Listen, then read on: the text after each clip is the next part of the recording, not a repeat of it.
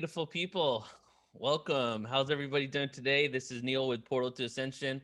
I'm extremely excited to be with you guys and to be embarking on a journey through the Maya Empire today. So, how is everybody? Go ahead and let us know in the chat room, us meaning me and all my other selves. So, go ahead and please do let me know where you're from on or off planet in the chat room. Also, change your settings to all panelists and attendees. So if you're in the chat room right now, if you look right above where you're typing, there's a setting that says all panelists. Change that to all panelists and attendees if you want to be able to engage with everyone and you know communicate and interact with anyone besides myself. So who do we have here? We have Mariana from Vancouver, and we have Paul from Ohio. So keep it coming. Let me know. So today, guys, we're going to be exploring the Maya Empire, and this is 3 years really of acquiring footage and images. Actually, 4 years really, because we would have been there for a fourth year last year in 2020 if it wasn't for the current world situation. So quite a lot of footage and experiences down there. And now we're going to start actually taking individuals on tour. We were going to go on tour in November, and I'll show you about it a little bit about it later, but now we've pushed the tour back to 2021. So this is great for anybody who's especially interested in going to the area by yourself or going on tour with us. You get to really kind of have an overall look of not only the entire peninsula, many places, of course, couldn't go to all of them, right? And so you're going to get look of the peninsula as a whole, and you can also learn about the history today, because I really want to have a thorough conversation today about this topic, right? So, and if you would like to, let's all join together in this moment, because as I like to say, and many people do say as well, is that when there's more than it's a really a missed opportunity if there's two or more people together and we're not setting a collective intention to better us, the betterment of ourselves, for all of humanity, for all the cosmos, for all antiquity. So, since we're all here now, gathered from all around the world, let's just take a few moments and just start breathing normally. Breathing in through your nose, out through the mouth.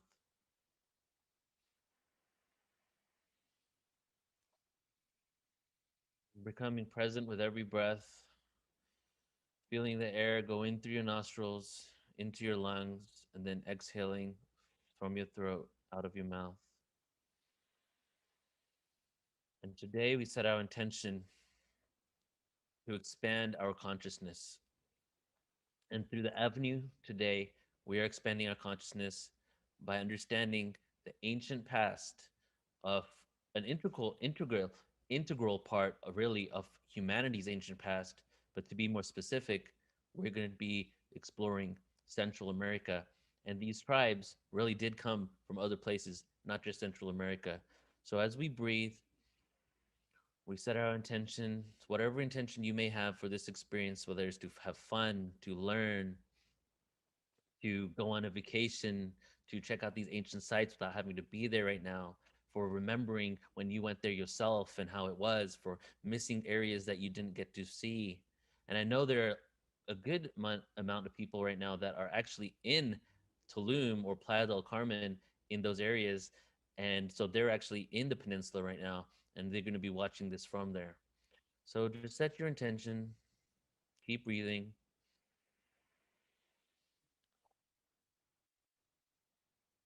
And on the next inhale, we're going to let out an om. So inhale, deep inhale through the nose. Exhale, om. Om.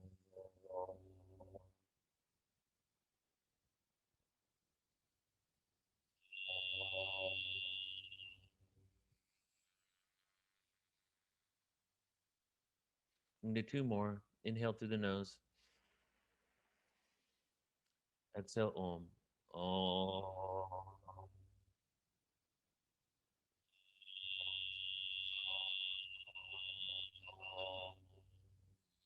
One last time.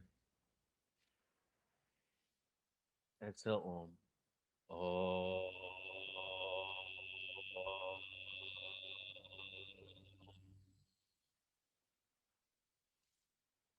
All right. So, interestingly enough, Everybody knows, like, most of you guys know Portal to Ascension. We do conscious spiritual events. Definitely going to put an Om in there somewhere, right? But did you know that the Om is actually connected some way through the Mayan into the Mayan culture? So we're going to get into that a little bit today too, about the Mayan dialect and their language and how it could possibly connect to ancient India. And that's just going to be a little snippet of this presentation here. And if you actually listen to Maya descendants speak, they actually sound like they're speaking ancient Sanskrit.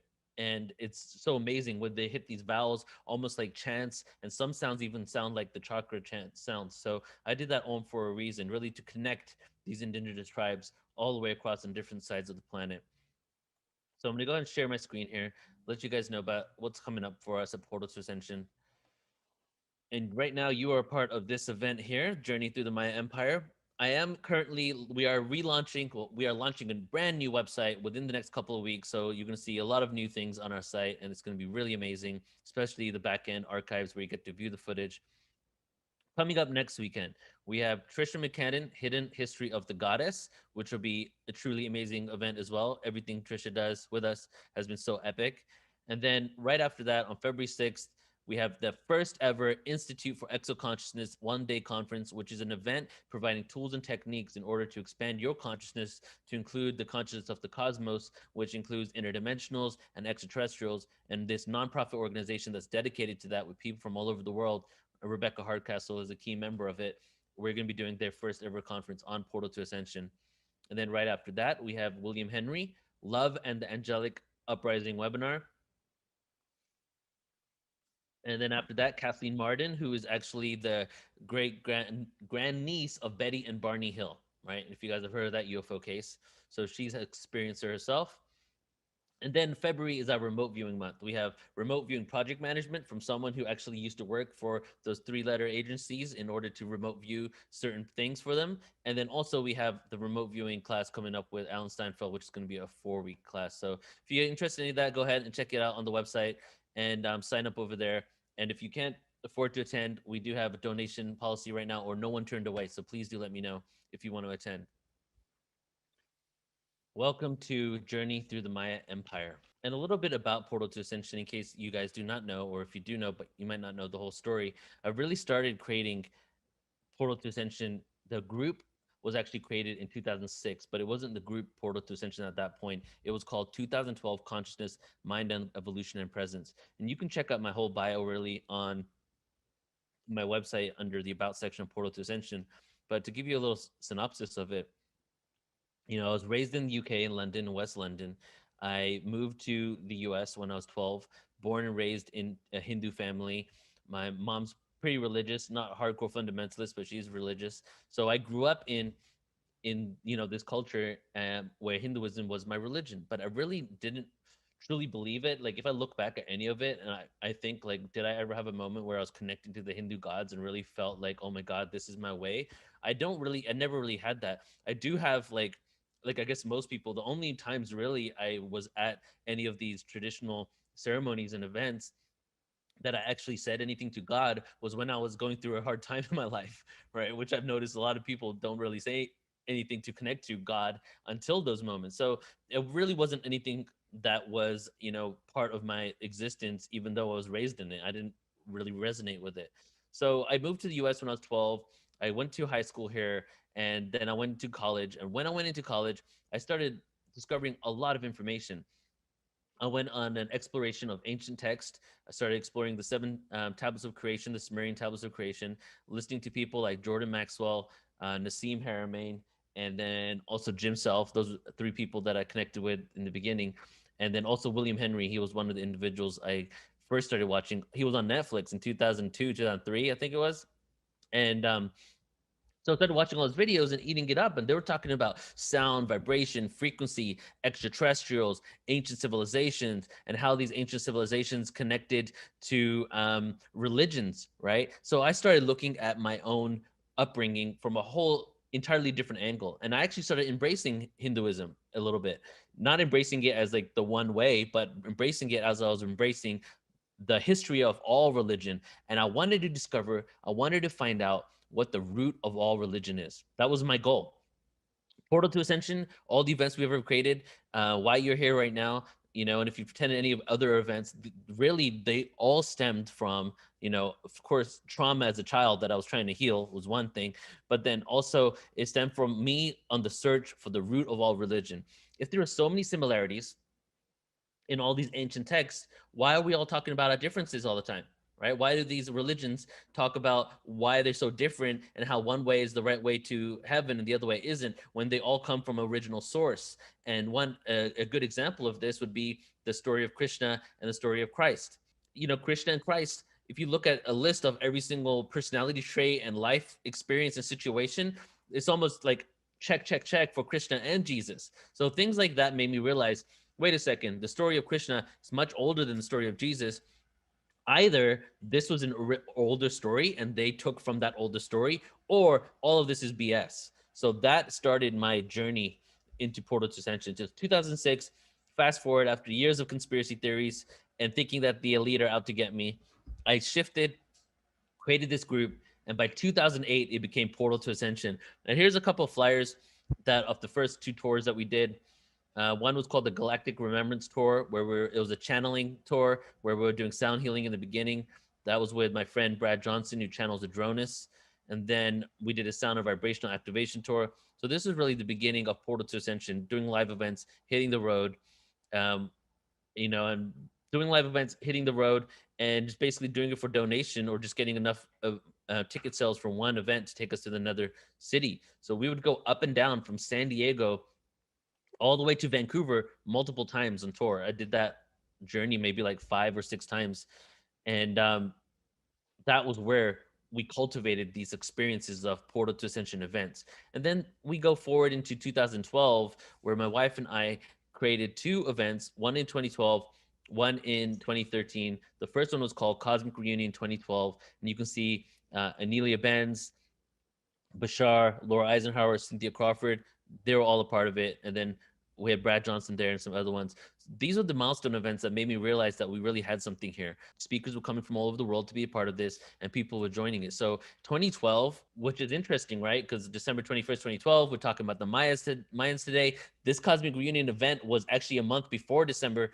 The first 2012 one was like a month or two before December 21st, 2012. And it was also the year that Portal to Ascension really had some sort of direction. And now this is our website now that you've all probably been on. And this is how our backend currently looks. And this is how you're going to watch your replays when you go and check out the replay of this event or anything else. And again, in a couple of weeks, it's going to be updated. Now, today we're going to be going through not only videos of us and images, but also mini documentaries. There's around 4 or 5 mini documentaries that we've created in the Yucatan area. So we're going to go through like everything that I really have and a lot of information here today. And if you want to check out any of these documentaries, including documentaries in Peru, Belize, and then soon to be in Morocco, then you can check that out on the member site on our website. So today your tour guides are myself and my wife, Sol. So we're going to be taking you through the Yucatan Peninsula and even into Belize and up into the Chiapas region to take a look at Palenque. And this is an image of my wife and myself at Palenque right there.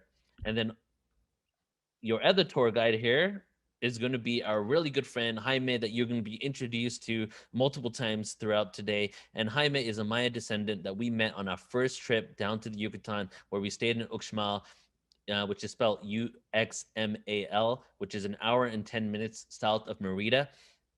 And he was actually working at uh, the hotel there, the main hotel, which is called Uxmal Maya Resort. And he was, working the grounds as a lot of people that work there do multiple things, but he was also the resident shaman that was facilitating the temescales, which are the sweat lodges in the Maya resort. And he is a descendant of Maya.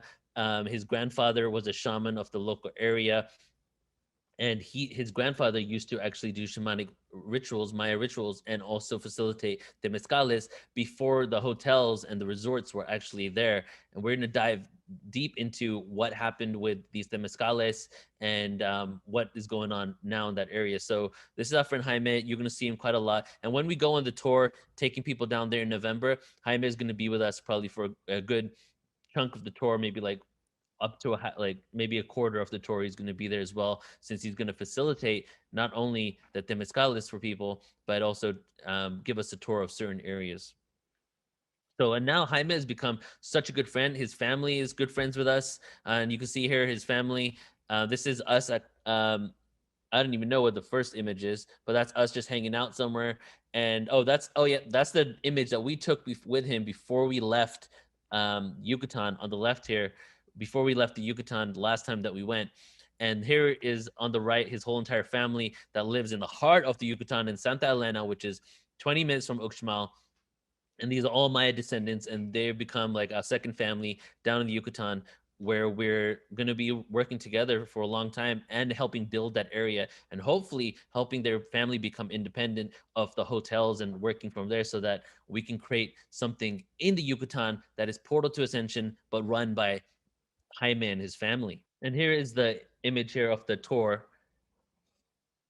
We were going to go in November of last year, and then we pushed it back. So now it's November of this year, and it actually starts on my birthday. So if it all works out perfectly, we'll be celebrating and all meeting up in Merida, which you're going to see Merida. We're going to be meeting up in Merida on November 17th at night and have my birthday dinner, and then we're going to start the tour from there. And you can find out more about that under our website. So now here we go. Why did I choose the Maya? Right. Well, firstly, and like the utmost reason really is that because I 100% resonate with the area, like so hardcore. When I go there, sometimes I feel like I want to cry. Like I have like just this energy of like remembrance, and I don't say that lightly because I'm not like always having those realizations, and even if I do, I don't really say it. But they're one place in the world that I feel that huge connection to, that I would spend a lot of my life in, and we've already gone there many times because of this, is the Yucatan. And then also, I wanted to explore the ancient Indian connection, because there is something there. My wife had told me for a while that, many similarities to the food that's descendant from the indigenous people in the area, to the people, to the words, have this huge connection to ancient India. And when I'm saying India, I'm talking about India from India, Indio de la India. So we wanted to explore the ancient Indian connection and find out if there was any similarities. And we did actually come across quite a few.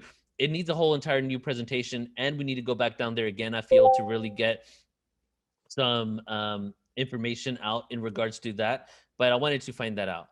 And also, I was curious about Maya architecture and the specific purposes, right? Like all these structures, so many, and they're just called temple this, pyramid of this.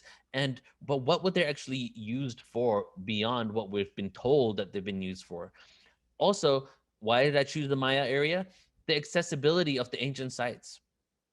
Like you can go to many places in the world, even Egypt. There's a lot of accessible sites there, but there's still so much that you can't even see or get to, or is closed off. And in the Yucatan, the sites are just it's a democratic country. It's easy to go there. It's based in tourism.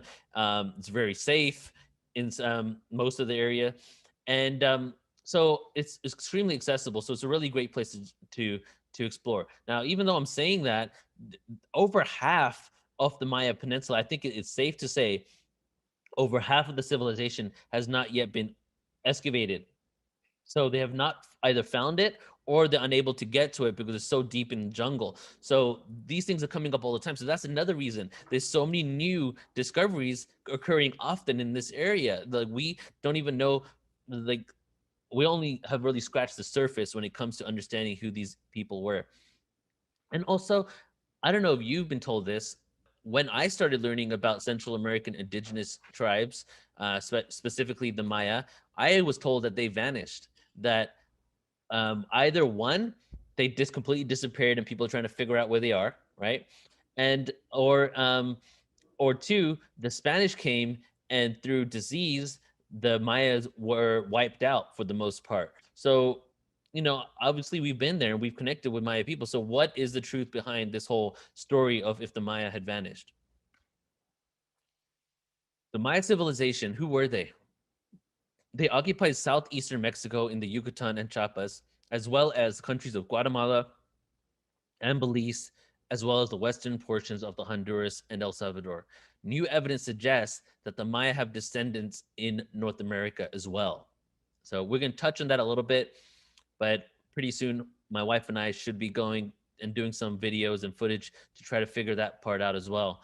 But you can see here in this image, the orangish reddish color is the extent of the Maya Empire, and it expanded a little more, but that was it for the most part. And then we have the Olmec over there, which were, coexisted with the Maya at one time. That's in the yellow, which is just north, closer to Mexico City, on its way up to Mexico City, and in Veracruz area right there. So we have the Olmec and the Maya Empire. The Maya Empire existed longer than the Olmec, but they did overlap for some time. And the Olmec actually took over some abandoned structures of the Maya.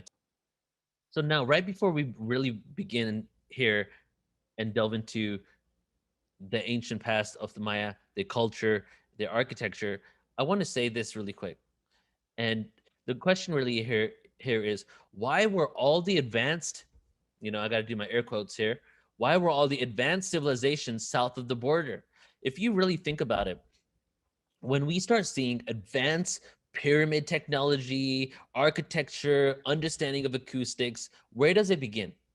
It begins at the Mexican border, going from the Aztecs and the tribes around there, all the way down to Maya, and then into South America. So you see a lot of advanced structures. So why is it? Why is it that in North America, the U.S. and Canada, why is it that we don't see this advanced society and civilization that exists south of Mexico border? And why is it such a coincidence? Is it just a coincidence that it's not in North America, but as soon as the Spanish speaking countries begin, all of a sudden we start seeing advanced structures? So again, have you ever wondered why all the super advanced civilizations begin south of the Mexican border? And were there advanced civilizations in North America? So, and if you might have heard of the something called the mound builders of North America.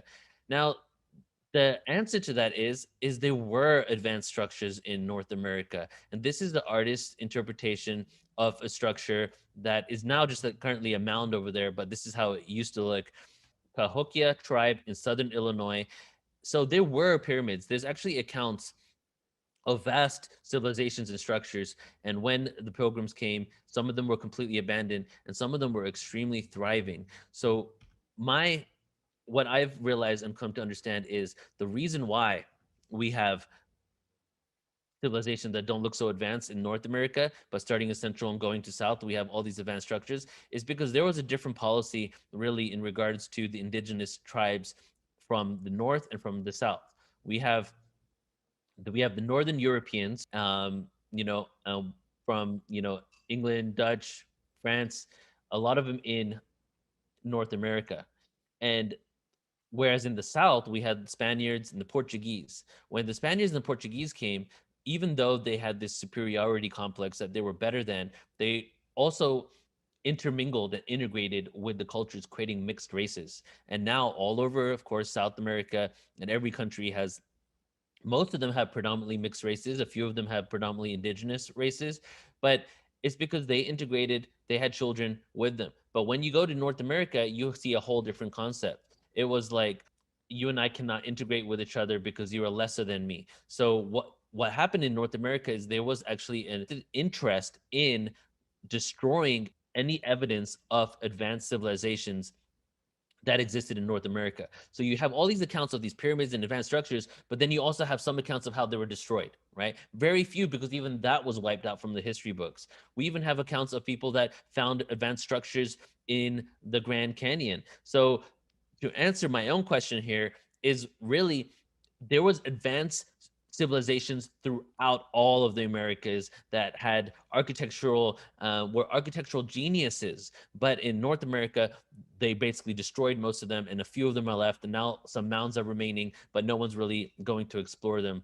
And the reason for that is because of the separation kind of mentality of us versus them. So, and here's another mound that is a pyramid overgrown with grass that is also in North America. And you may have heard about this one here, and there's a lot of information saying it was a hoax, but there's a lot of information saying it was also true. Like, the fact is that this actually did happen. These individuals, this newspaper did exist, but the hoax is believed that they lied. That's what they believe happened. Not that this story is a hoax, but it actually happened, but they were lying about it. So in 1909, the Arizona Gazette reported that two Smithsonian archaeologists discovered an ancient civilization deep inside a vast Grand Canyon cavern, complete with mummies, Egyptian style artifacts, and Great Pyramids.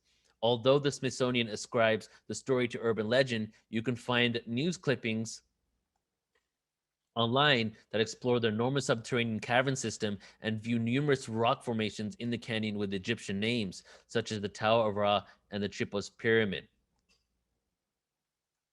And here is the article, just to let you know that it actually does exist, and it is from 1909. Of course, you can find it online and read it really if you want to, but basically it talks about the shrine that they found, the passages that they found, and how it has an Egyptian connection, which is very interesting because, of course, we see a worldwide pyramid culture where they knew similar architectural how to create these structures. They all the way across the world, they were creating similar structures. So having the Egyptian presence in North America could actually make sense. So back to who were the Maya?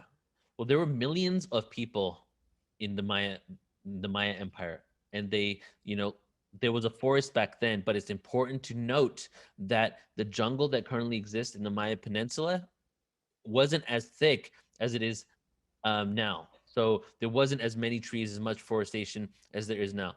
Members of a loose alliance of interconnected city states.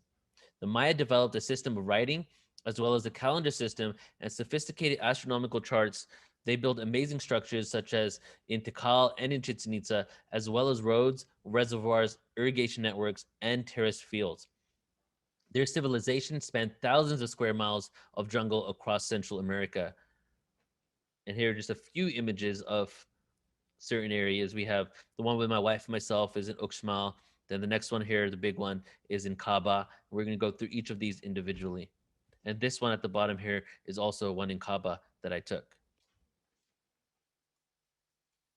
In order to really have an understanding and conceptualize the position of the Maya and where they were, it's also important to note the tribes that were around them at the time. There were multiple tribes, and some of the tribes actually became a part of the civilization. But to talk about, the three most notable and well-known tribes, we do have the Olmec that date back all the way to 1600 BC, and their civilization went till 350 BC. So they were around, existing for around 1300 years. A lot of that time, they were actually coexisting with the Maya. The Maya had already been around for 1,000 years at least when the Olmec actually appeared in that area. And then the Olmec existed with them for hundreds of years, 1,000+ years. So the Maya Empire we have here from 2600 BCE up until around 900 CE, which is the Maya Empire. And they migrated from the south. So we see that there's a trajectory of the Maya coming in from the south, from South America, going north, and they adopted a shared cultural wisdom with the Olmec. So there's a lot of trade going on between them. And they flourished, they really did flourish between 1350 BC and 250 AD, which is like 1500 years, flourishing. And in 900 CE, we see a rapid decline of the Maya Empire. They existed in smaller tribes, so they basically went in 900 CE in smaller tribes, and they went deeper into the Maya Peninsula. And then, of course, we have the Aztecs, approximately 1428 CE to 1521 CE, and they migrated from the north. With the help of the Aztecs' rivals, including the Maya, Cortez mounted an offensive against Tenochtitlan, defeating the resistance on August 13, 1521. In all, there was some 240,000 people who had died in the city's conquest. And the Olmec population declined sharply between 400 and 350 BCE, though it is unclear why. Archaeologists speculate that the depopulation was caused by environmental changes, specifically by the settling up of rivers, which choked off the water supply. It's also believed that the Aztecs, and this part here is very interesting because the Aztecs had this whole entire concept of really being a founder race, that they came from these tribes that came out of this cavern, almost like a womb of earth, and they had these origin stories of where they came from. So there was this superiority complex really when it came to the Aztecs, especially against all the other tribes in the area. But they didn't really flourish and pop off until around 1428, thousands of years, really, like after like 3,000 years plus after the Maya were even there. However, the Maya tribes, even though the empire had kind of been dwindling, the Maya tribes did still exist, but deeper into the Yucatan Peninsula. So it is believed that the Aztecs were the second migration from Asia. So you probably heard about the Alaskan land bridge that existed during the last ice age around 13,000 years ago that connected north of Russia to Alaska area. And that is the belief of where all the indigenous tribes of all of Americas came from. It is now in my mind, and I completely know without a reasonable doubt that that is not true. That a lot of them did come from that land bridge, but many people were here already, right? And other ones came from boats to South America, including the Maya, including the Paracas people in Peru, including the Hopi that have direct lineage and ancestry to the Paracas people all the way down in Peru. So that is what the conventional wisdom is telling us, that they came from the second migration. Now, this map here, we can kind of take a look at the migration and the trade routes of, I mean, not the trade routes, sorry, but yes, definitely the migration routes of the Maya. And you can see that starting down deep in Central America, really into Honduras, Belize area, and into Guatemala. And if you follow those green lines up, these are where the migration routes were that took them into north of Mexico. In Maya trade, they traded a lot. It was a really flourishing civilization. You know, in food, they had fish, squash, yams, corn, honey, beans, turkey, vegetables, and of course, cacao. The raw materials, limestone, marble, jade, wood, copper, gold, manufactured goods, even paper, books, furniture, jewelry. So they had a service sector. They exported this service sector as well. They had mathematicians, farming consultants, artisans, architects, astronomers, scribes, and artists who will sell their services. They even had specialized craftsmen that were, usually called upon by royal decree, like the king or the emperor. They also engaged in long trade of almost any other necessities such as salt, potato, stone. So they not only were cultivating and trading all of these items that they had, but they were getting a lot of other things from all over the world. The types of trade varied by region, with specific districts of kingdoms typically specializing in a specific trade which contained workers of every skill set needed to produce the designated specialty. Areas were designated a specialty based on the resources available in the area, which allowed for fast and efficient production and distribution. So that is very interesting to note, that what was actually happening was that not only were they, have trading and has specialized craftsmen that mostly would be called upon when there was an issue that was occurring in the Mayan civilization, and the royal decree would say we need to solve this issue.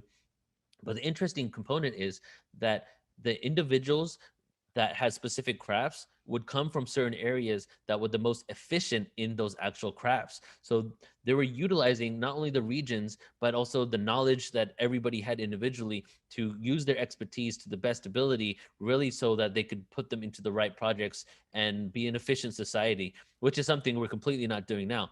It's not efficient. And this is very interesting as well, because Michael Tellinger, that some of you may know of, is a good friend of ours.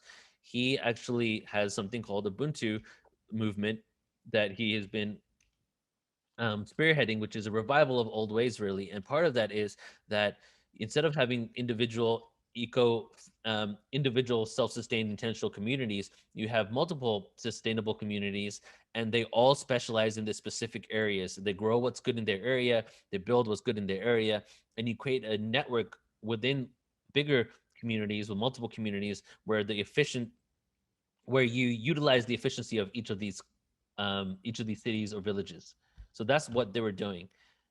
Now, let's take a step back here and just take a look and take in the image here that I got from Google Maps of, you know, really the area that had the Mayan civilization plus many more. We got the whole of Mexico there, going all the way down to Panama. But right in the middle, right there, is what you can see as really where the Maya civilization thrived. And you can see I have a little star there in in Playa del Carmen, because it's like such a beautiful place that I'll go back to. I think I marked it down when I was over there. So Guatemala, Belize, Honduras, a little bit into El Salvador, the Yucatan Peninsula, going all the way up into Tabasco. if you can see this right here, and then Chapas right here.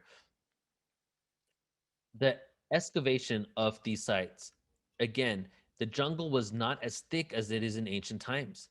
Small sites are connected and a bigger part of cities.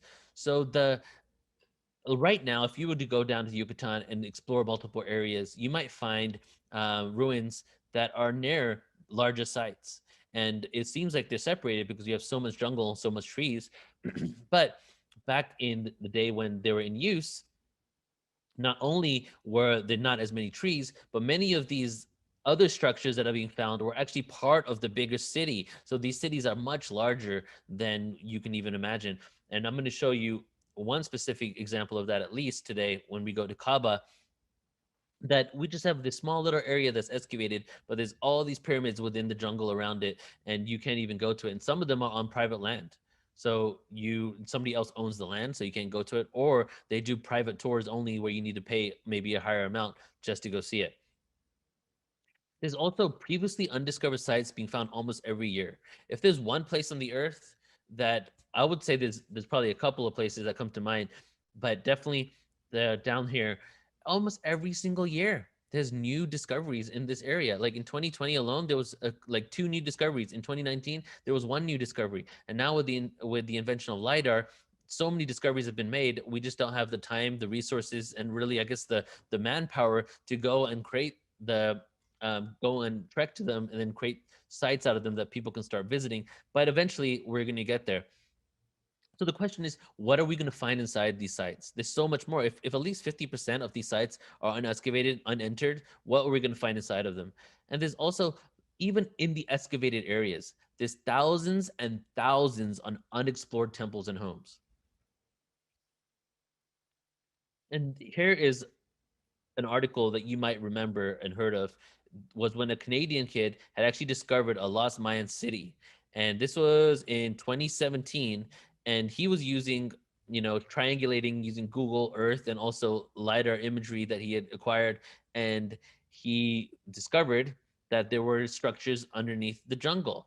Now, since then, some of the structures he found, they realized were not structures, but he still did find other structures and really helped enter a new age of many more discoveries. Since when he had done this, we've had a lot more people that have been researching that aren't part of mainstream science, but really trying to figure out if they can find out if there are any more temples, pyramids, and dwellings of the Maya in the jungle down there. The lost world of the Maya is finally emerging from the jungle, and this article here is from February 6, 2019. An archaeologist, his name is Thomas Garrison, had spotted the buried remnants of a Maya road, a ribbon of limestone that once cut through the landscape. The road is just one piece of a vast network leading to terraced fields, reservoirs, defense fortifications, and more, all sprawling invisibly throughout the forest. You can see right down here, it's all the way down to the south of the border in Guatemala in Tikal, just right over the border. And you can see this zoomed in image right here where you can see the border of Mexico and Guatemala. And these are the structures around Tikal, right next to Tikal. So this goes back to the point. Tikal is one of the greatest and one of the largest, and was one of the largest actual cities in ancient Maya days. And now all these other structures are being found around it that probably connected Tikal, making it much larger than we originally thought. The questions that we still have, though, right, are how complex was their society? How did city states grow and fall and grow again? Right? They were around for 3,000 plus years, right? And if you go till now and we go back to 2600 BC, that's actually 4,600 years of conventionally accepted. I say conventionally because the conventional timeline is off so often that I got to say that it's at least really 4,600 years these Maya have been around. And how did the civilization untouched by the Iron Age rise from the jungle, only to fall apart? That's the question that conventional archaeologists have. LIDAR. So, what is LIDAR? LIDAR is an abbreviation for light detection and ranging. It bathes the jungle canopy in a stream of laser beams delivered from planes flying above. As the light bounces back, it creates a precise map of surface contours beneath the forest canopy. So right now, since LiDAR has been out, which has only been a few years, there's been 60,000 structures found in Guatemala alone. 60,000 structures. These discoveries are suggesting that Central America supported a civilization that was at its peak 1,500 years ago, more advanced than ancient Greek and Chinese cultures. That's saying quite a lot there. And here is a beautiful LiDAR image that you can see how it kind of looks when they're finding these structures. And this is an unexcavated area deep into the jungle. I think this is in Guatemala. And you can see here, look at all this and the road that's connecting it to multiple areas. So soon enough, a few people have gone to these some of these sites, but there's a lot of jungle and it's not really safe to go to. And definitely the tourism of Mexico aren't going to let regular tourists go there because they could get hurt or injured and they don't want to be liable for things like that. So eventually it will be a site that we can visit. But therein lies the question once again, what is in these structures, right? What more can we discover about these people and their ancient past? So in 2019, the archaeologists have unearthed a large ancient palace. This is another one. Every single discovery I just showed you, all within the last 2 to 3 years, and they're all different ones. So archaeologists have unearthed a large ancient palace in Mexico, likely used by Mayan elite more than 1,000 years ago. The palace was found in Coluba, a Maya city near today's Cancun. So if you ever go to Cancun, you can go see it, but it's not fully excavated yet, in eastern Mexico. And the anthropology experts working for Mexico's National Institute of Anthropology. Experts from the institute say the palace, which was 6 meters high and 55 meters long, over half the length of a football pitch, which was probably inhabited for two long periods between 600 to 1050 AD. So that's 450 years of its existence, and they're now finding it. And the really the kind of what's humorous to me is this wasn't really deep in the jungle. It wasn't that far away from a lot of structures, societies, and cities and buildings and people.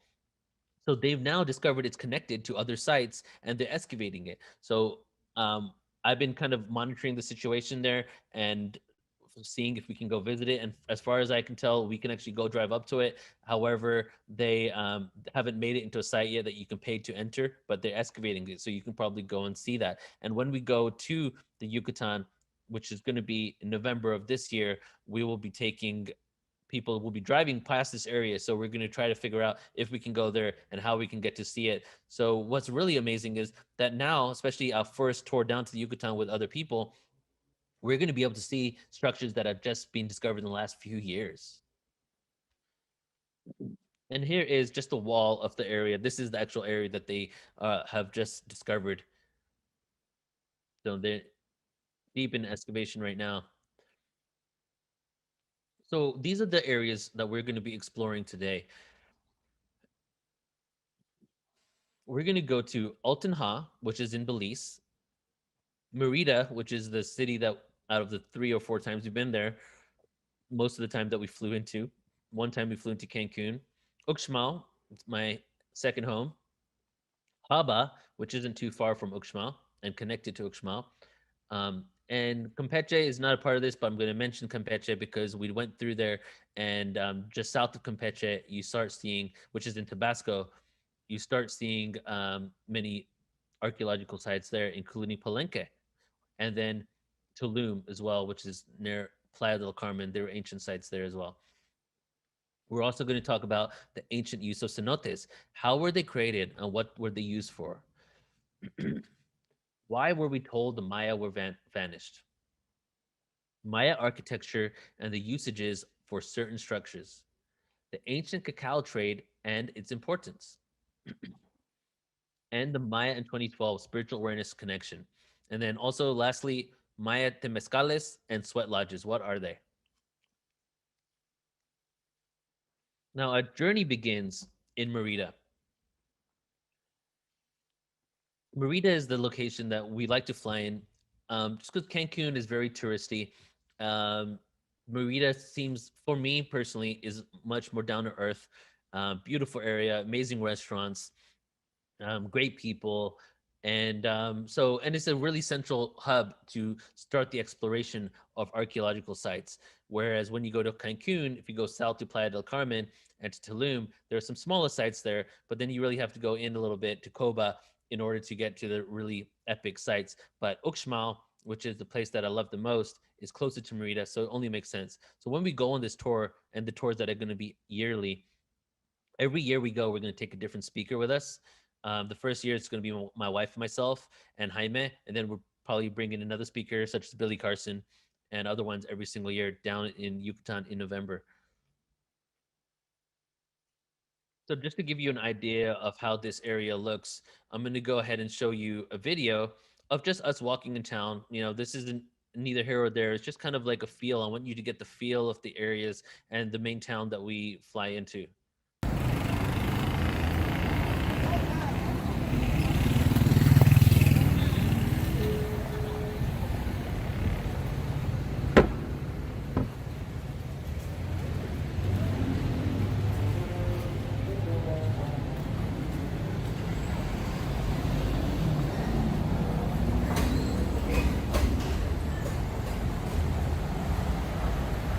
And this video I just showed you really just to kind of give you a feel of the streets of Merida. Now, Alton Ha is the first location that we're going to explore, and Alton Ha is located in Belize City.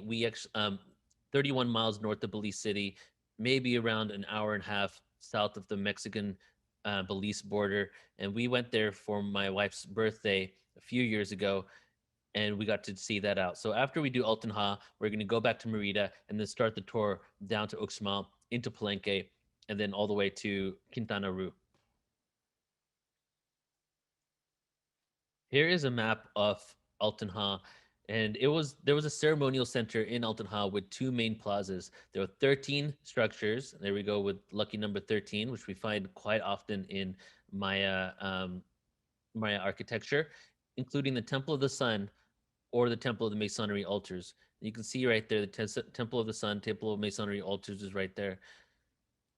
I would like to also mention that many of these names were given to them by the Spaniards from individuals that didn't really know what they were used for. So we have temple this, temple that, but there's a chance that they were actually used for different things.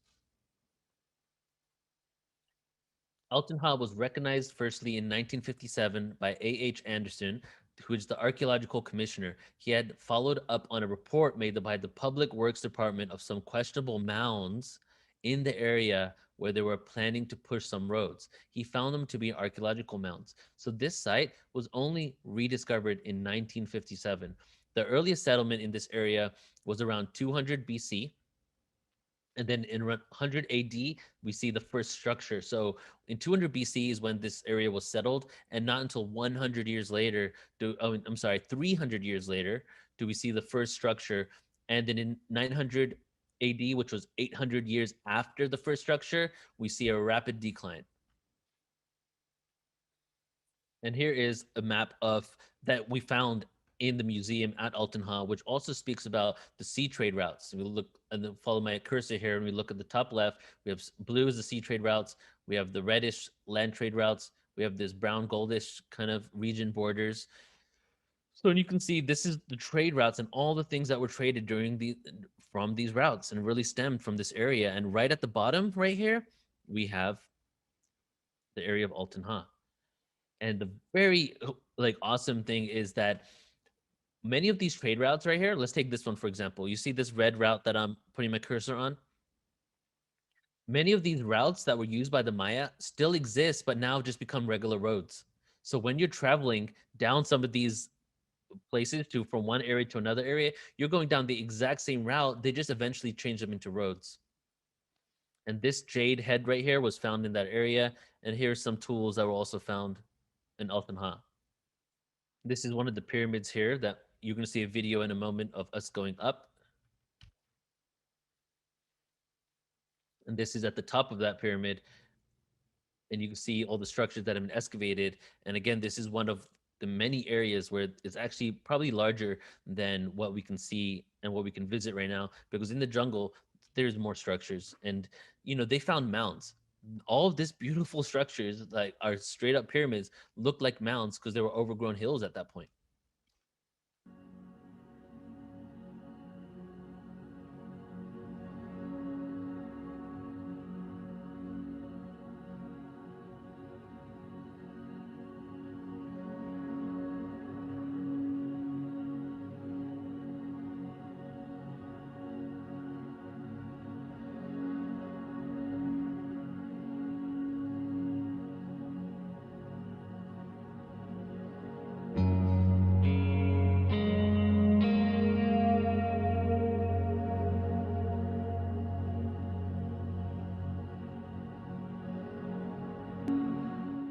So in this map here, you can see the trade routes of the Mayans, sea trade routes, the land trade routes, and the borders.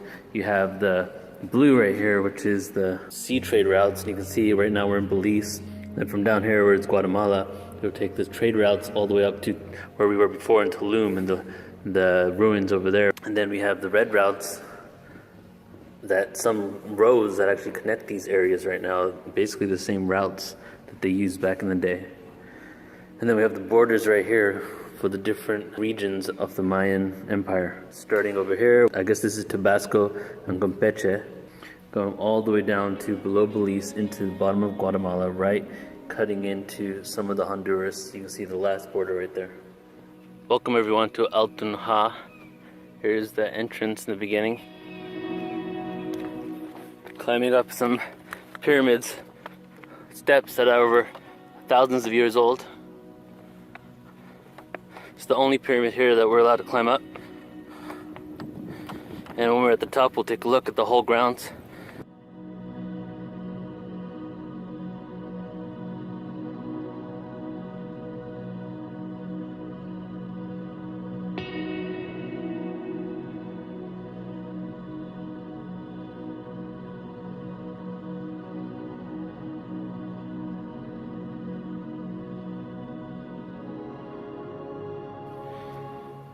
Altunja was not the name given by the Mayans. When they found this in 1965, they did not know what it was called and still do not know. So now they call it Altunja, but it seems like it was a place of ceremony and rituals. There's an entrance right here into the pyramid. I'm not allowed to walk up it. This is some sort of quarter, some sort of room. And obviously, this isn't how it was found. They've filled in certain parts and reconstructed it. Alright, here you can look at the Mayan stonework. And this is only partially excavated. You can see the rock placement here. This is basically part of the flat surface that they just excavated a bit, so there is a lot more to this. But this is all they got out. And then the rest of this, out of the few hundred years since the 1700s, the British invasion, this was only found in 1965. So it was, to make a correction there, it was discovered in 1957 and then it was excavated in the 60s. The origin of the word Yucatan. Some of you may have heard this story, but it's a really cool story to know. What really is, the origin of the word Yucatan? There are two possible stories here. One is that when Francisco Hernandez de Cordova arrived on the coast of the Yucatan, he asked the natives where he was.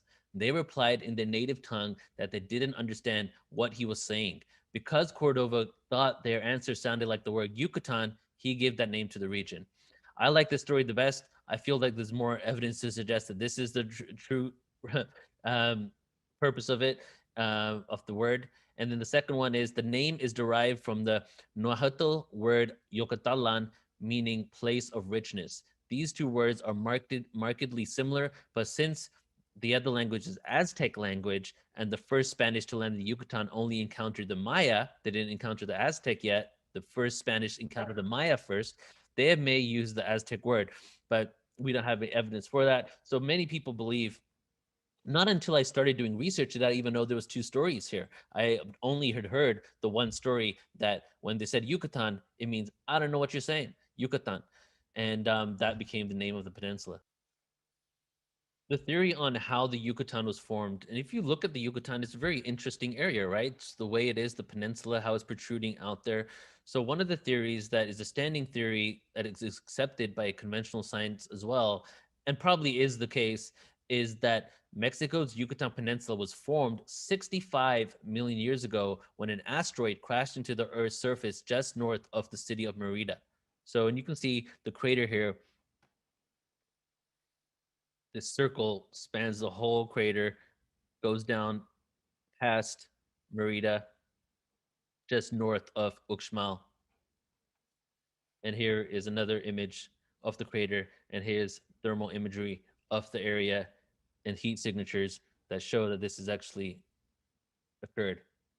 65 million years ago is when it's estimated to have happened. Now, here's another image of the surrounding areas of the crater. And you can see all these little dots here. And all these dots actually represent something called a cenote. And we're going to go into what that is. And the image right here to the left is an old image of a cenote. I'm going to show you some newer ones. And what had occurred is, firstly, it looks like that there have been multiple asteroids that have hit the Yucatan Peninsula. Um, my theory is that I'm not going to go deep into because I don't want to provide any theories without more research. But my theory is that an asteroid had hit that area at least twice, maybe three times in the last 65 million years, that there is some sort of magnetic pull or energy there where asteroids love that area. Seems like it in the last 65 million years, it's had multiple impacts. So the 65 million year ago asteroid hit that area, but also all the fragments and meteors that were not a part of the asteroid came and rained down over the entire peninsula. And you see all these little dots here are actually little mini craters that were created from the asteroid impact. So what is a cenote?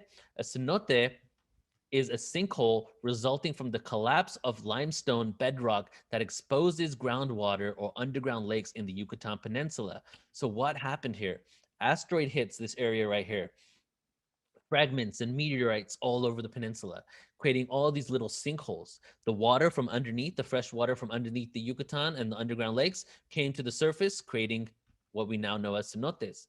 So they were commonly used for water supplies by the ancient Maya. Cenotes were very important to their culture.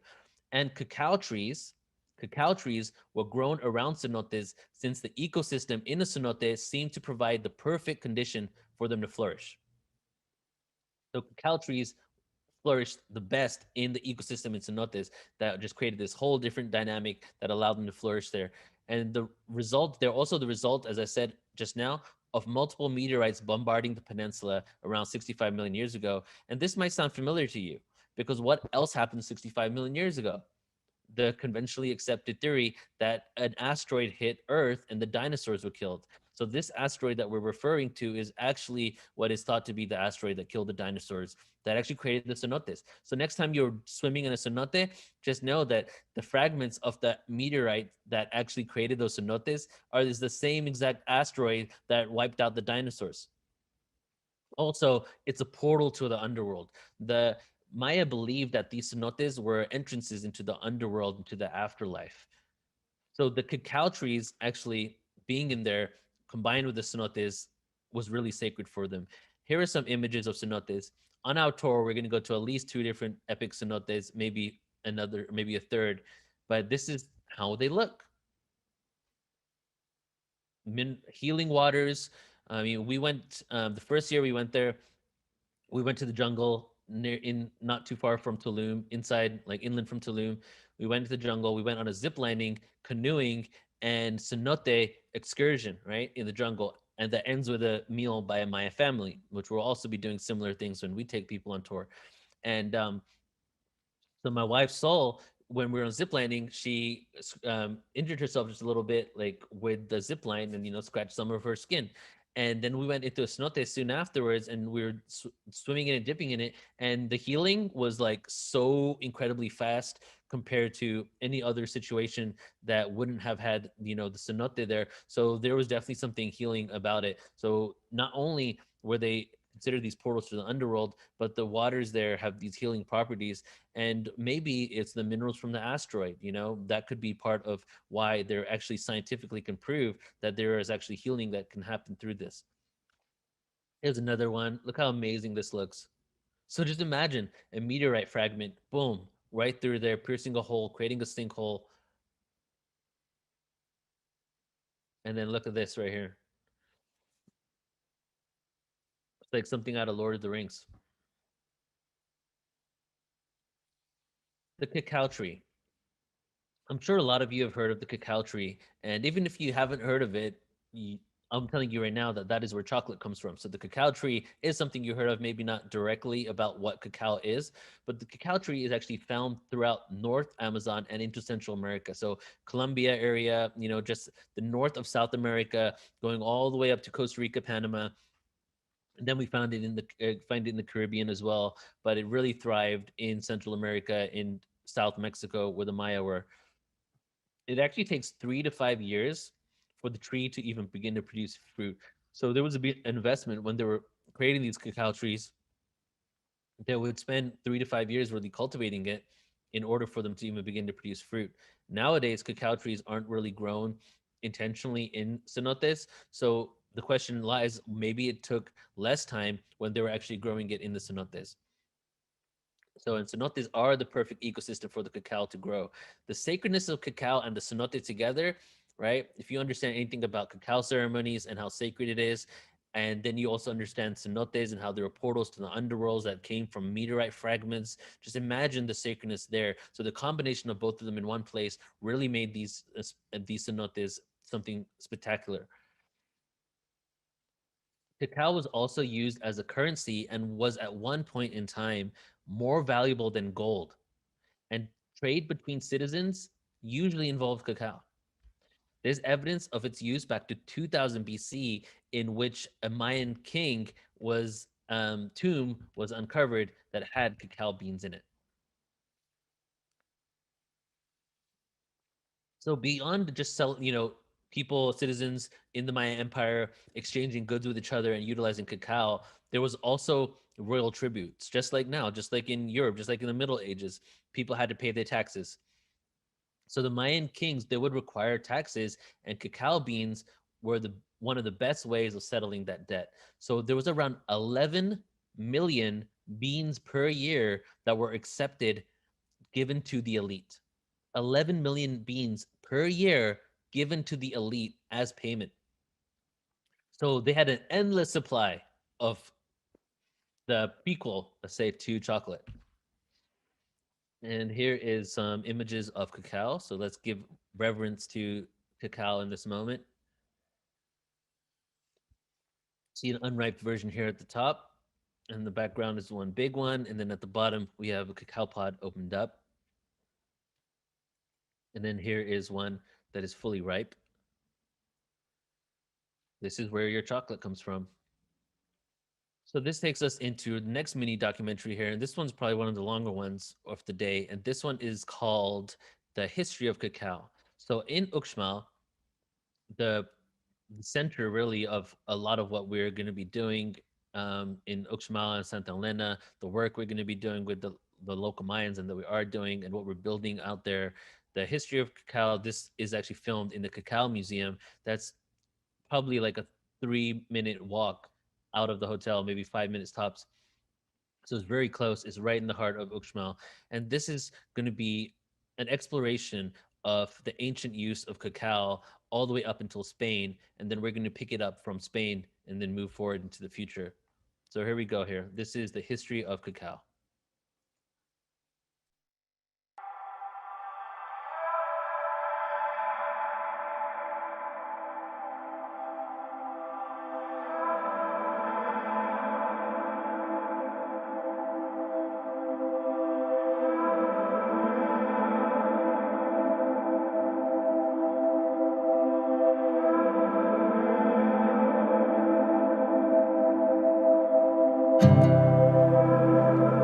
Just as we were walking by, I was asking Neil what does the word Maya mean, and he started talking about how there's an Indian god named Maya, and it's the god of illusion. So he has a belief that the word Maya actually means illusion, and the Mayans believed that this reality was an illusion. But as we were talking about that, we come across a tamarind tree, and it's very interesting. Sol and I used to think that this was straight from Mexico, but it actually is originally from India. As there are many things that Mexicans believe that are native to our land, but they're not, like the mango. So obviously through the spice trade, like the mango and many other spices came and were dropped off here, and they were inherited by the local culture, and it became a part of their culture, and they've been using it ever since and taking it on as their own. So it's just interesting to note how everything comes from everywhere. So there's some sort of connection there that hasn't been explored, where even their spiritualism was really in connection, in alignment with Indian traditions. So the word cacao comes from the Olmec word cacao, but the word chocolate is actually a combination of the Mayan word choco, which means hot, and ha, which means water. The resulting word choco ha refers to the hot cocoa-based drink that was drunk by the Mayans. And then here is the glyph for cacao. So the origin of the cacao bean is not known. It's thought to have come from an area between Venezuela and Brazil, but it really isn't known because transporting cacao is really difficult, and the cacao bean, the cacao seed, would need to be planted within 10 days of being taken. So if it was, say, from here, somewhere between Venezuela and Brazil, and then when 10 days needed to be taken up to Central America in order to be planted, it would be very difficult to do that. So the theory is that it went with native routes, trade routes, over thousands of years, and it slowly kind of made its way up north. So cocoa beans was so rare in the 15th to 16th century that it was used as currency alongside obsidian and alongside copper. There were 3 different forms of currency in cacao that was utilized in order to exchange. And you can see right here, a rabbit was worth, 1 to 10 cacao beans, and a slave at one point, a slave in good health, went for 100 cocoa beans. And this continued up until even past the 16th century, after the Spanish conquest of Central America, and it actually increased in value, whereas soon the cacao bean, being so rare, actually became very close to the same amount as 1 real, which was used in Spain. The oldest evidence of coca used as a drink was found in pre-Olmec pottery in the Veracruz region and in Moncaya, the pottery found in the Sokunso region of Chiapas coast, dating back to 2000 BC. And the drink was prepared by roasting, peeling, and grinding cocoa beans, and the resulting paste was then mixed with water and spices. The chocolate was beaten to produce a large amount of foam, which was especially valued by the nobles and offered to the gods. You can see right here kind of the process of how it was done. Roasted, ground, diluted, foam right there, poured, and then shaked. This is just some of what they used. Cacao in the Yucatan was and always has been really rare. It doesn't just grow everywhere. It has to be grown in a microclimate. So the cocoa tree was actually ideal to be grown near cenotes, which are basically when ancient meteorites hit this area, Yucatan area, some time ago, underground lakes would come up and fill up the cenotes and create these beautiful, pristine microclimates and basically sinkholes. And however, in the ones with too much water, it didn't work out. There were some cenotes that only had a little bit of water in them that would create the perfect microclimate and the perfect shade for cacao trees. And that's where the Mayans would grow the cacao. And here is the process of selecting the cocoa beans. The impurities would have to be removed, like stones, moldy, broken beans, or pods with no beans. This can be done manually or sometimes with this type of sieve. It's slowly dried under the hot rays of the sun. It's very common to see a small producer drying his cocoa in the patio of his home with the most recommended recommendation, like the cocoa would be on wood racks, just like this right here. And then there's the process of fermentation. It takes about 36 hours for these cocoa beans to be fully fermented. You can see right here, fermented beans. Those are the washed ones before they're fermented. The cacao tree has really deep roots, and the oldest technique would be they would basically put the cacao seed in a bag and put it directly in the ground. However, recently with grafting and the new advancements in how we grow plants, there's been grafting. And here we see the routes on the years on when cacao went to different areas of the world, and it's really amazing. If you start with number 1, we go Mexico to the Philippines in 1670, then the Philippines to the island of Abon, 1750 to 1778, Philippines to Indonesia, and then Indonesia and the Philippines and Sri Lanka, and then we got Sri Lanka to Madagascar, and then we got Trinidad in 1880, and you can see it keeps going on. So this is basically how it was taken from Central America and taken all over the world.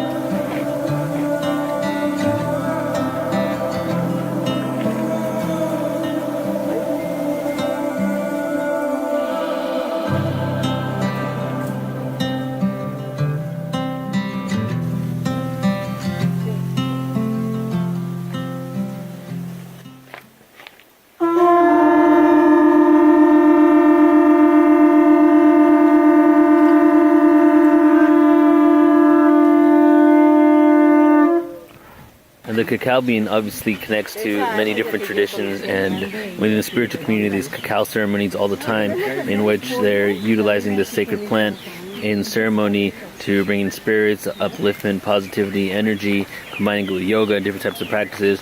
Reason for this is cacao is not only the highest, or at least one of the highest antioxidants on the planet, but it's been used as a sacred medicine, as you saw in the ceremony earlier, for thousands of years. And cacao is just extremely good for you all around, and without the sugar and without the processing, it's really something pure. And it's interesting when you talk about chocolate, it's almost like a guilty pleasure, but the original chocolate was bitter tasting, wasn't even sugary, and was literally there in order to heal and align you. Like, I just had a cup of cacao, I had heartburn, and now I don't have heartburn anymore. Like, it literally does heal you. So it's interesting to note that it's kind of been become something that it really wasn't originally intended for. Cheers. Salud. Salud a la vida. Cheers. Y el cacao. Cheers. So I hope you all enjoyed the history of cacao. There's a few things we missed about, obviously, the Spanish conquistadors and them coming down here and them taking cacao all over the world, and what they did and how they exploited the cacao bean and the Mayan people, and how cacao and chocolate just became worldwide and prevalent. And they added sugar to it, and whereas naturally it was with cinnamon and chili, so a lot of different variations, but this is where, cacao and cocoa and chocolate began. Speaking about cacao going international, and it was first introduced to the Spanish at the meeting with Montezuma in the Aztec capital of Tenochtitlan in 1519. And I want to take a little moment here to speak about Montezuma. Some of you have probably heard stories about how he was, how he betrayed his people, how they had a prophecy that there was going to be a white god, a god that was, had white complexion coming, and that when it comes, it would be like the god and the savior, basically. So because of this, Montezuma maybe gave his power up. And it looks like that, conventionally speaking, that he betrayed his people. But just in the last couple of years, new studies and new findings have come about to say that maybe that isn't the case at all. And the reason why I want to mention that is because time in our past is so malleable and can shift in any single moment. We're always understanding a bigger picture of what it means to be human on this planet and our ancient past. And things like, a whole story around Montezuma and how he betrayed his people really was embedded into the culture for so long. So what this makes me realize is over and over again, history is created by the victors, is rewritten by the victors. So that's why at Portal to Ascension, I'm on this huge search for, root of all religion, ancient history, true world history. What is our true world history? And the important part of our true world history is that, we can prove that our history has been manipulated so much. Whoever wins the last war, they rewrite everything as if they were the ones that should have been the ones that triumphed all along. So because of this, it's important for us to do our own research and really try to figure out what history looks like.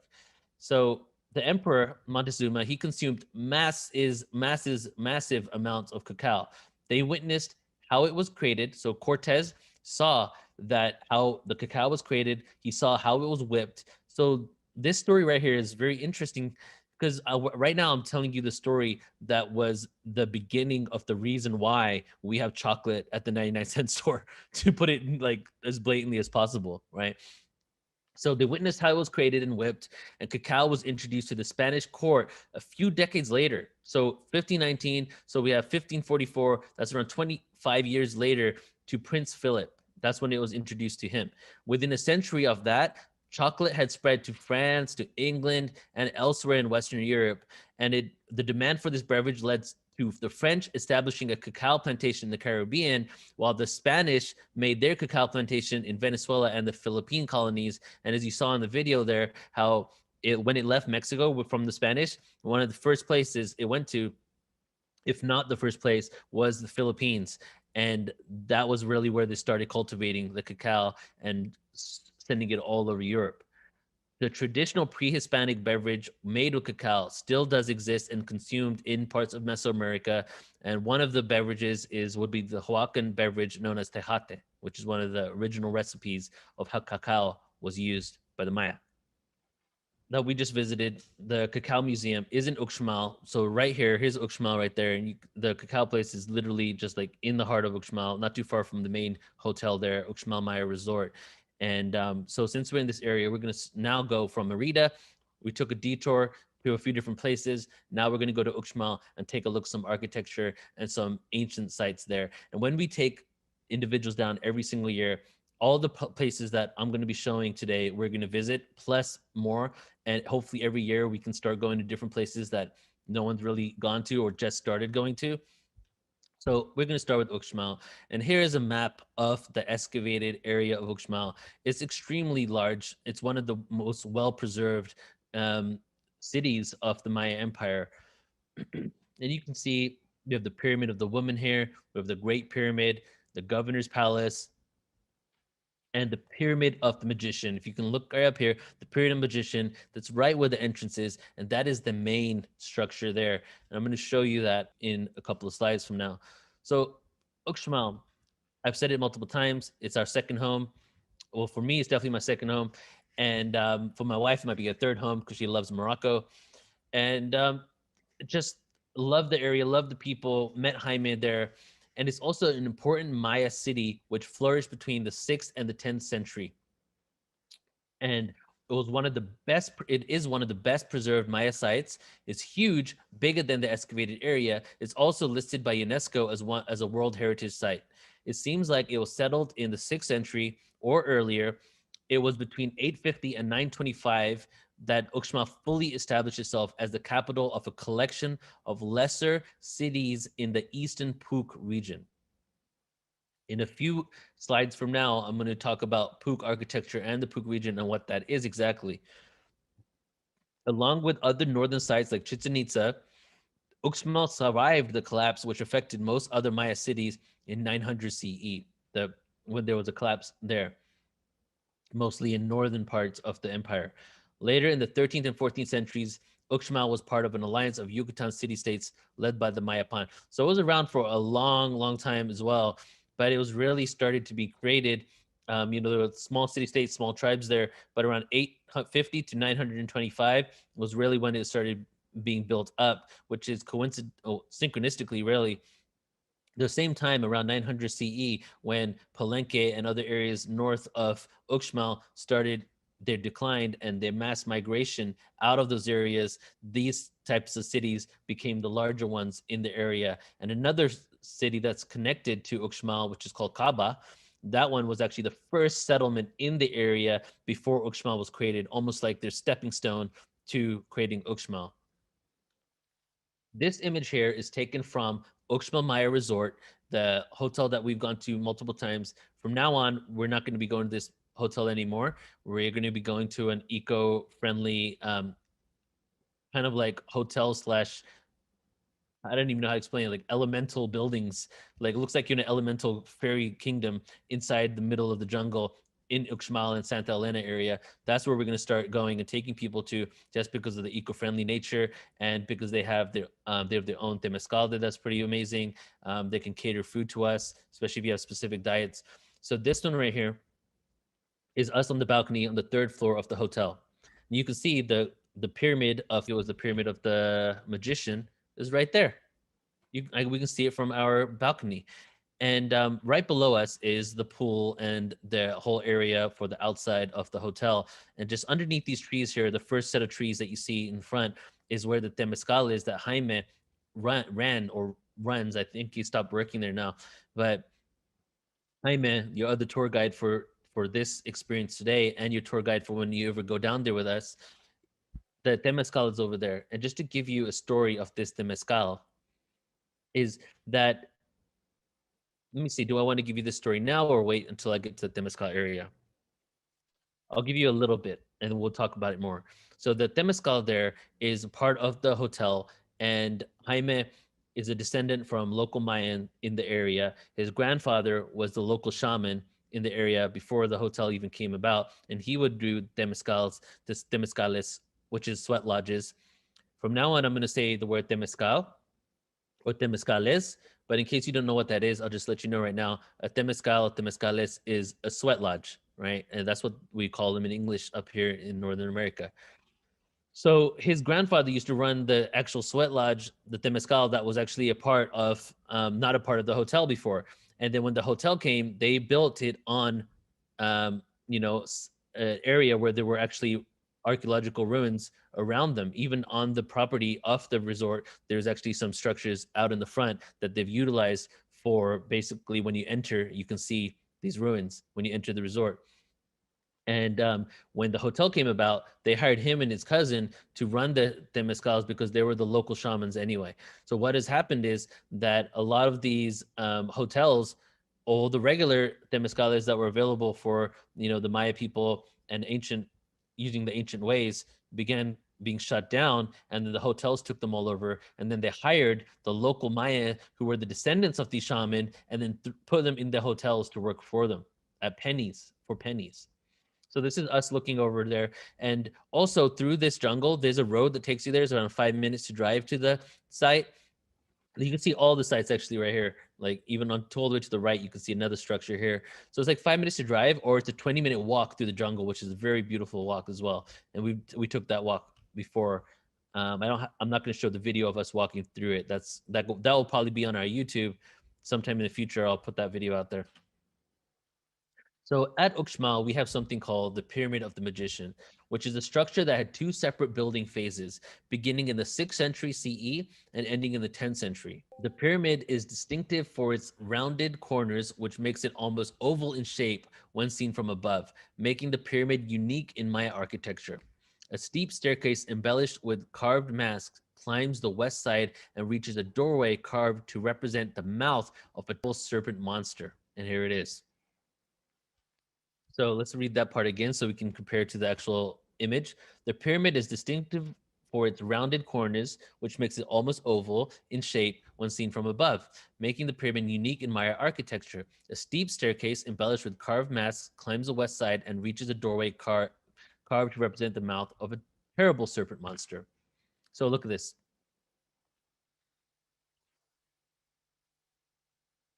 And let me just say that also this information about the terrible serpent monster is implying the look of it.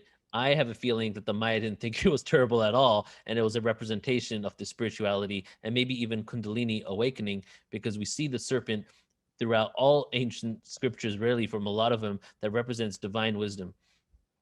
So we have the steep staircase here, and something that is really unique to the Puke style architecture, which I'll explain exactly what that is soon, are these masked structures on the top of these pyramids and temples.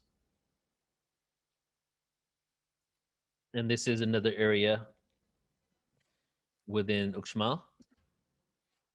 And now here is on the other side of the site here. We're on top of this, and you'll see a video in a moment of us climbing it and going in some of these rooms. But there is the pyramid once again that we just took a look at. This temple that I'm in right now was a temple that was utilized for when they would have ceremonies before they would have sports games. That is what has been, we have been told it was used for.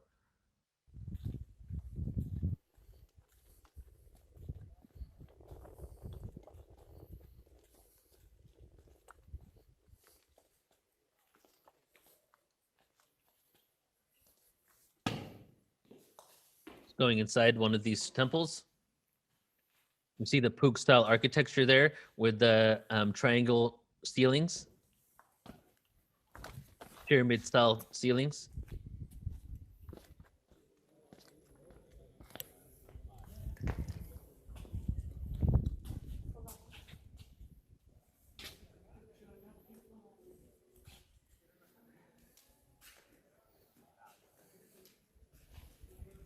When we were there last time, we came across, this is the third time that we went to Uxmal. We came across a group of people from Japan that was a spiritual group that looks like they traveled the world maybe different times to go to ancient sites and connect to the spirituality of that area. So we saw this when we were walking there, and we just decided to take a video of it. They were cool with it, and we had a brief connection afterwards, and we exchanged a few smiles and a lot of energy without having to speak. And then we just kind of stood there around them too. But it was beautiful to watch because they were just like right in front of the pyramid of the magician, just absorbing the energy of the antiquity of this area.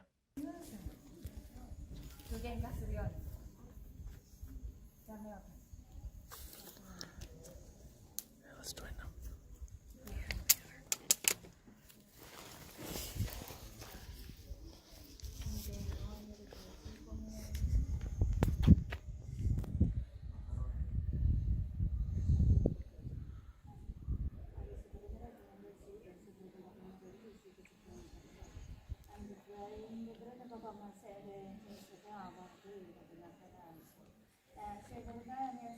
And now this one is exploring the dwellings. So right here on the left-hand side, this is actually the dwellings where people would live. And unlike many of the pyramids and temple structures that are still pretty much intact and have been repaired, these really haven't. First of all, it seems like they don't invest the time and energy really to rebuild houses like this. Plus, these were all just smaller structures that were for people to live in. So we're going to take a little walking tour around this right now.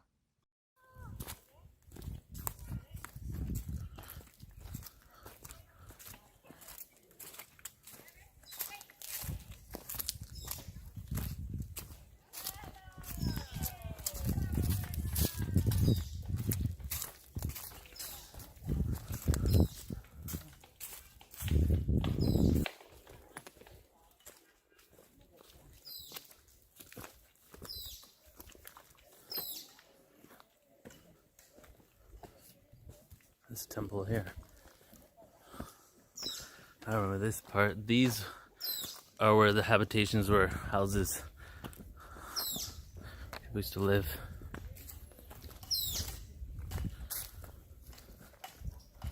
Let's go inside this temple.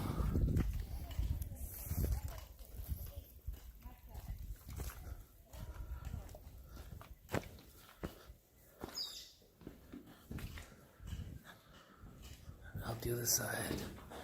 Oh, nothing there.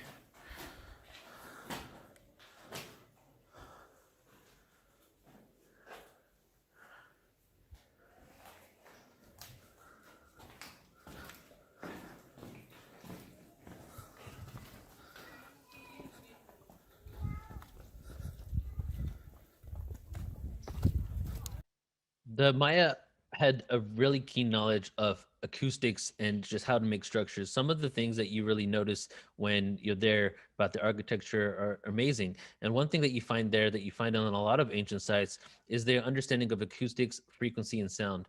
And here's just a little example. You can hear it just briefly here, but it's so much more profound, of course, when you're there because you can really hear the echoing and the sound.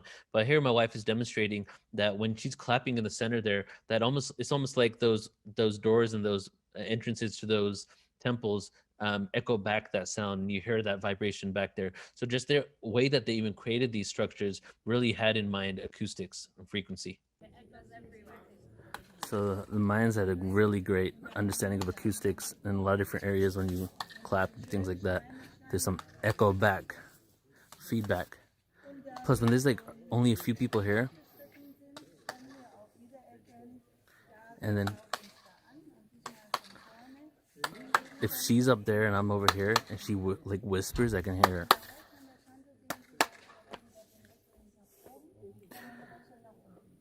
Priestess Temple.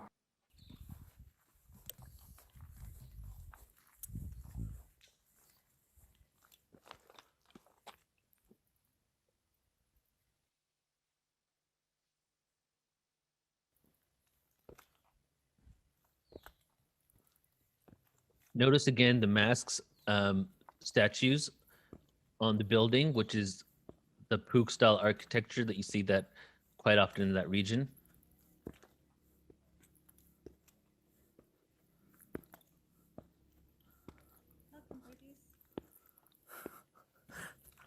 Oh, the Mayan priestess is here waiting for me.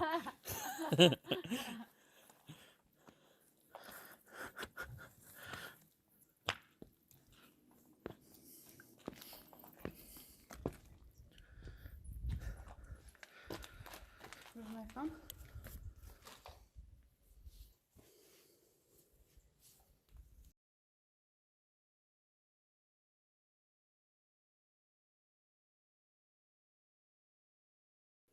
You can really feel and smell the moisture, not only from the rain, but the humidity.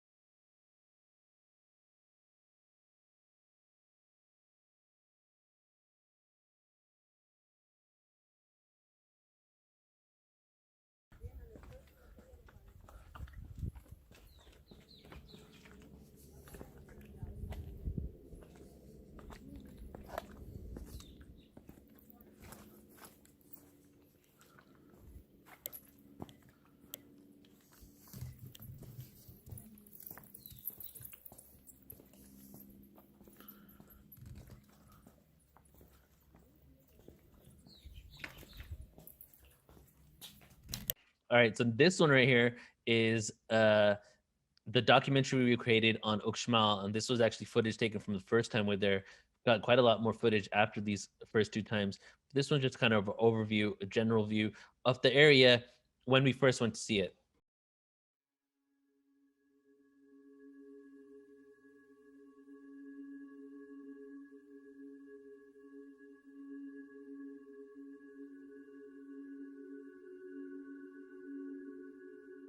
So here we are, everyone, at the Uxmal Pyramids, and we've been to a few different destinations, and now we're at Uxmal, and this is actually one of the main archaeological sites of the Mayan culture.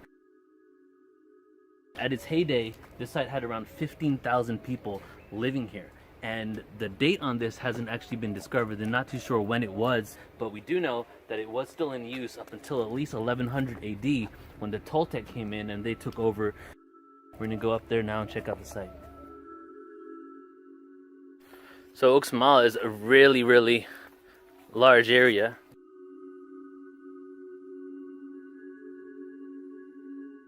This was one of the main sites for Mayan culture and Mayan empire.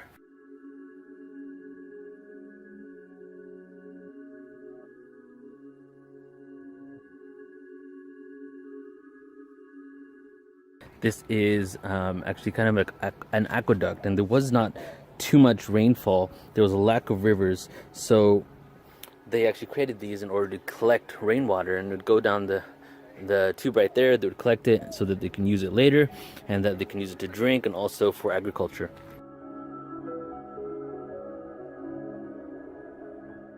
You can see here the main pyramid in Uxmal, and as you can tell, a lot of this actually has been reconstructed. The concrete there, the filling. So just imagine how this looked like when they first found it and what it took to reconstruct this.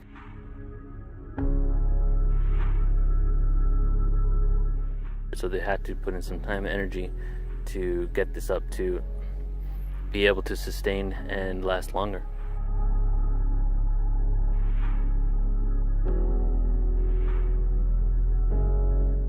Here we are just below this temple right here, and right above the main ground where the main pyramid is.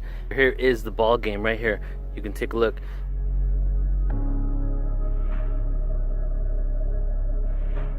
You can see the hoop.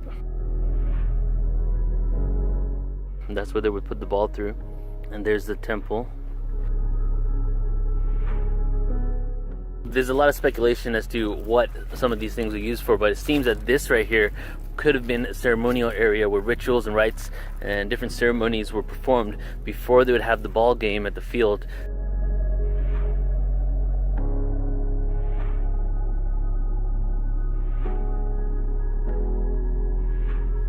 This is a huge structure with many different little rooms inside. This ground is huge, and you can see here's another temple right here. Let's go inside. Take a look at the structure and how they would build their roofs. Exploring some of the rooms. And I believe on the other side we'll see actually quarters where they lived. So it looks like this was the living quarters for quite a few different homes. There were other rooms here, and they're no longer in existence. Just this is what's left of them.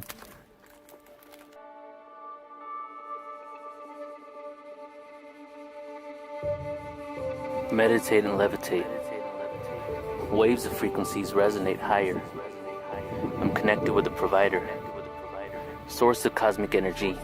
We're going to be one single entity. Expansion remedied. Oneness must breathe.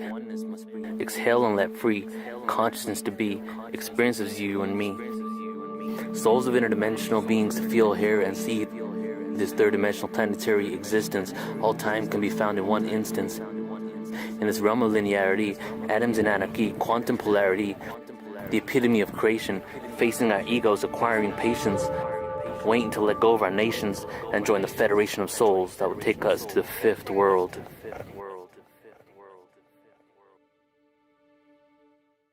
What is the truth, guys? Did they vanish? Everything is speculation. Everything has been written and rewritten by the victors. All the information has been given to us about who the Mayan were, what they did, what the purpose of these temples were, by the individuals that conquered them, that thought they were savages. That's where the stories come from. The stories about their life come from those who took them over and didn't want anybody to realize their greatness. Does this look like it was created by a bunch of savages? Or does it look like that there was some sort of advanced technology at work here, and that these temples were built for a reason?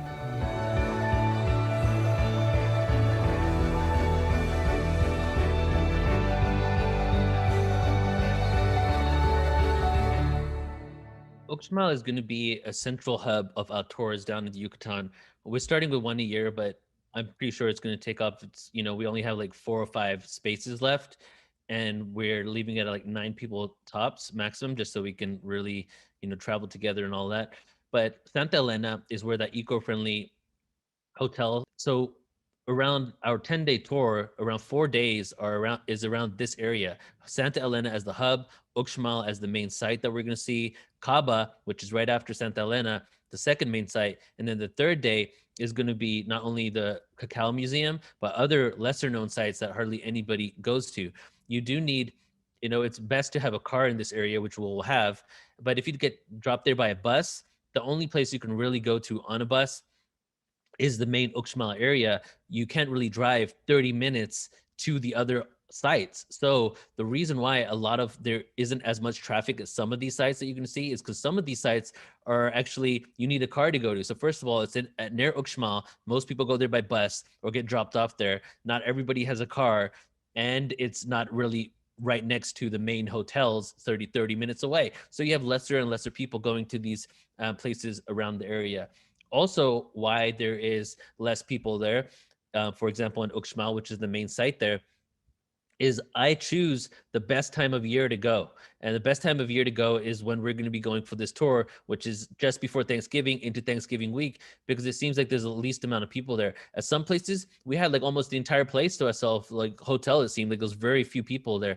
So that's a really good time to leave because Thanksgiving, most people don't leave to go to Mexico. This stay in the States in order to basically spend some time with their family. So we had a really great opportunity to go there every single year at times where there's less people. Plus, I didn't go on Friday, Saturday, Sunday. Whenever we go down there, we stay there for weeks. So on Friday, Saturday, Sunday, we're doing other things. During the week is when we chose to go to these sites because there would be less people there, less traffic, and we'd be able to get great footage. So now we're moving on to Santa Elena. And Santa Elena is the city that is right next to Uxmal, 20 minutes, maybe 30, not even 20-minute drive from Uxmal. It's where Jaime and his family live. This is his sister there and his niece. We went to the center of town together and got some ice cream one day. And we just hung out there. Now in Santa Elena, they're now discovering ancient sites there as well. And here is the location on Santa Elena. Let's take a look at here on Google Maps. And you can see Uxmal right there, right in just in the middle, just a little bit below where my cursor is, and Santa Elena right there, 20-minute drive. And then Tikul is the other major city. Tikul is a larger city than Santa Elena, and Muna is the even larger city. So we have Uxmal, Muna, Tikul, and Santa Elena. The majority of the people living in these cities are all, if not almost all of them, are really Maya descendants. Some of them, that let me just say that again. Yeah, most of those people in those areas are Maya descendants, and the people that work in these hotels that go to these areas come from these villages and these towns. And all of these cities used to have Maya names. They've been changed over the time because these cities actually existed hundreds, if not thousands plus years ago, but they had completely different names at those times. So in Santa Elena, we have Jaime and where his family lives. This is the last time we went there. We went and hung out with his family, and Jaime had to go to work to Uxmal Maya Resort so that he can run the Temescal over there and do his work on the grounds. But we ended up hanging out and staying with his family. So I quickly said to him, smile. And then I had him like turn around, and his mom right there is laughing as well. And he was saying bye and going off to do the Temescal. So in this area, ancient Maya artifacts have been discovered. They have not sectioned them off yet and making them into a site to visit. I don't think they will because it's small artifacts around the city. It's like ruins that you can't really capitalize off. Like, because if you drive down in the Yucatan, you'll see random ruins here and there, but some of them are just very small, very decaying structures. And Santa Elena is also important because this is where the portal to Ascension Temescal is, everybody. The portal to Ascension Sweat Lodge that Jaime has built from with his own hands is located in Santa Elena. And here it is. So here's the story of what happened with this Temescal. This is like the beginning phases of creation. So let me give you the story of Jaime as much as I can remember. So Jaime, he is a descendant of Maya, right? In that area. As far as he knows, like he's been in that area, Santa Elena, even before it was Santa Elena. His family were all descendants from that area. His grandfather was a shaman, a local shaman that would run the temescales for the locals there. And then what had happened is that all of a sudden, all these resorts came in, right? All these hotels came all over the Yucatan Peninsula. And I challenge you, right? I challenge any of you to go to the Yucatan and try to find an authentic Maya temescal that is not part of a corporation, not part of a hotel, not part of some money-making scheme, or not watered down, right? And I mean, we've tried it ourselves and we couldn't find it. And we've asked many people and questions, and they say this doesn't exist.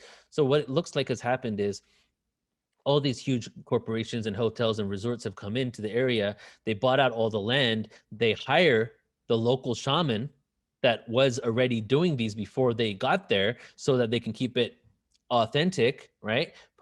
And then they pay the shaman literally like $1 a day or less than that sometimes, or a little more. It's like within that range, but you pay $30 per person to go into Temescal.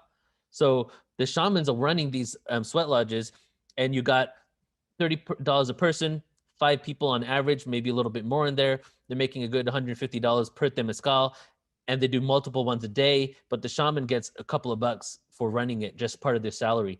Since there wasn't any real authentic one there, and it was such a huge part of their existence and their history, we asked him, what could we do? Because he said he wanted to create his own, right? And he said that he had land that his grandfather had given him. And on this land, he wanted to create a temescal. So we went home, or actually, we hadn't even left yet. We thought about it in a hotel, and we came up like, okay, let's figure out how much this is. And if it's affordable, let's pay him to make what looks like the first authentic temescal in the whole of the Yucatan, because all of them are bought up by hotels. So we gave him the money for it. This is a few years ago. He started creating it there and then, and building it. And at this point, we now have a full portal to Ascension temescal right in the center of the Yucatan Peninsula, Santa Elena, that is utilizing original, authentic Maya traditions, isn't watered down experience, and isn't giving money to the corporations, but giving money directly to the Maya that, are the descendants of this ancient wisdom and ancient techniques of purification. So the local shamans are hired by resorts, as I just said, and no publicly known authentic temescal is left until now. And here's another image right there of the foundation, and then here's an image. Here's the completed product. You can see the firewood and the lava rocks right there, and this is what was created. And here is a better image of it all. Well, this is also when it was being created. So what we're doing is we're building right now as we speak, probably maybe not this minute, but there's a chance it could be this minute. But right now, during these weeks and months, we're actually having Jaime build showers in this area now. So we have the temescal. My wife and I went and experienced it as well last time we went there, because it was created. And we're building showers there. And soon we're going to build out that whole land, hopefully, and even maybe have a restaurant there. And it's going to be all run by Mayans from the local Santa Elena village, mainly his family, even the restaurant. And it's going to be able to provide them with a way to actually make an income, not having to rely on the hotels. And it's going to provide the community and the global community with a place that you can have an authentic Maya experience. Plus, it's happening right now. So it's not going to, it's doing that right now. And here is the finished version of it all. You see it right here. You see Jaime with his beautiful smile. This is right when we first got the chance to see it, and we were extremely excited. We're going to have at least 2 different temescal experiences here. The showers will probably be created by then too. Who knows what else we would build. But we're really creating a portal to Ascension hub down there. Pretty soon I'm going to be getting land in that area as well, hopefully, and building it out. And then doing a lot of work with the local Maya. Going inside the temescal. Mm-hmm.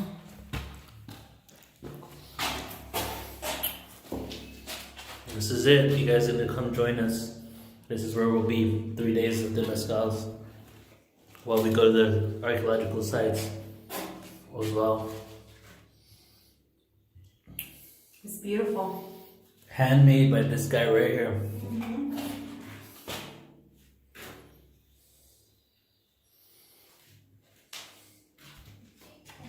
This right here is going to give him the opportunity to not have to work at a hotel and be a shaman at a hotel, but do the original, authentic traditions.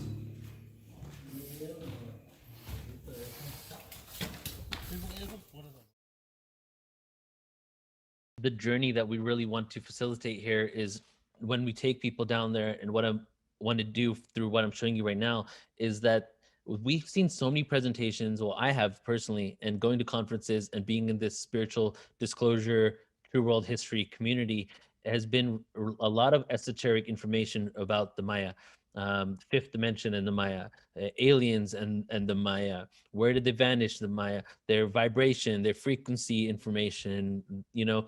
All those deeply esoteric principles. But when you go down there and you have a hands-on experience of them, and you get to know a few of the local descendants, you heard their stories, and then you see their architecture, it's an entirely new perspective that a lot of people don't get to really experience when we're just listening to presentations on it. So the intention of this presentation is to introduce you to their area and introduce you to the structures and the reality of the people there and what they built. Moving on to Kaaba. Kaaba translates to royal snake in the hand. And Kaaba is very close to Uxmal, and it's one of those sites that I mentioned that you have Uxmal, you have Uxmal Maya Resort, you have a couple other big hotels around that area, you have Santa Elena, and then just a little bit beyond Santa Elena, maybe another 20 minutes, maybe 35 to 40 minutes tops away from the Uxmal archaeological site, you have Kaaba. And it's a site that is lesser known, but is definitely as important and as powerful and connected to Uxmal. Less people go to this site, and the reason why less people go to this site is really because you need to drive over there, and many people come down for a day or two to that area, and they spend a lot of time the Uxmal Mai Resort, the Chocolate Museum, the Cacao Museum, but they don't really make it all the way to Kaaba. So this is one site that we got an opportunity to go to, and that I'm going to show you.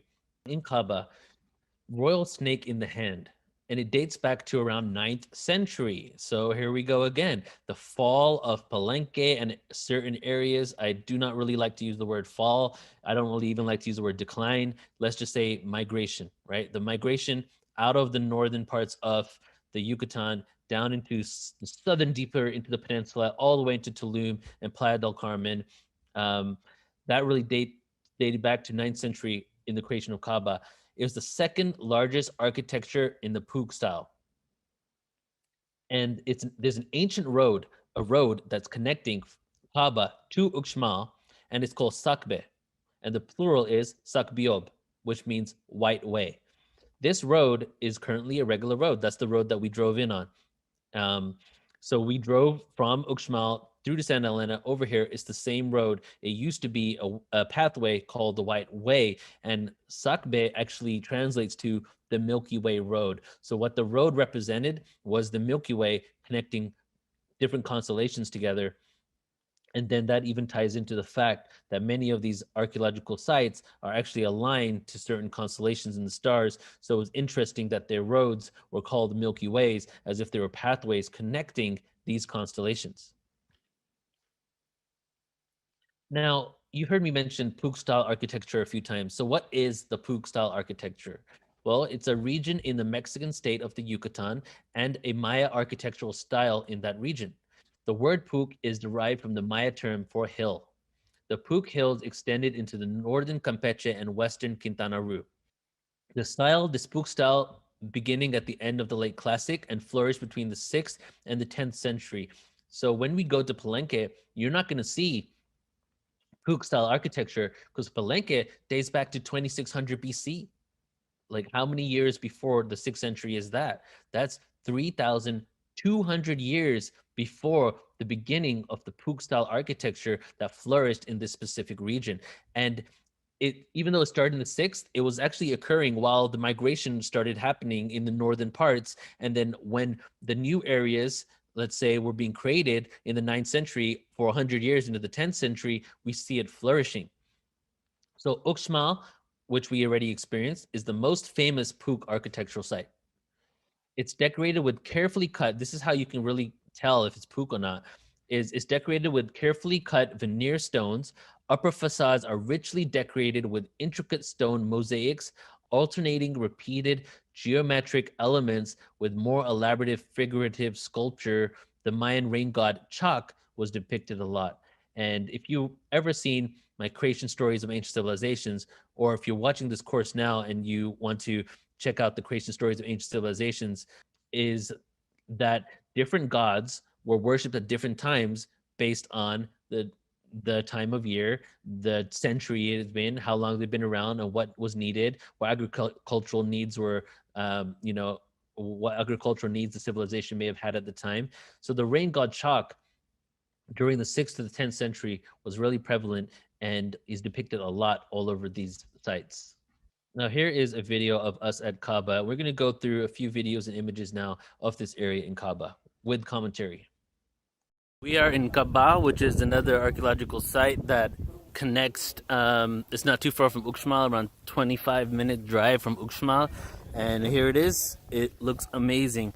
Very inexpensive to get into this one. Hardly anybody comes here because Uxmal is the main site.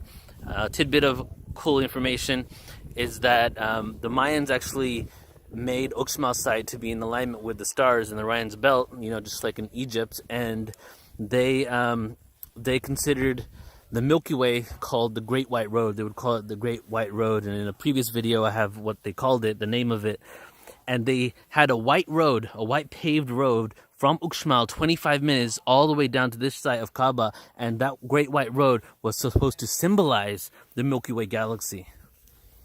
Well, here we are.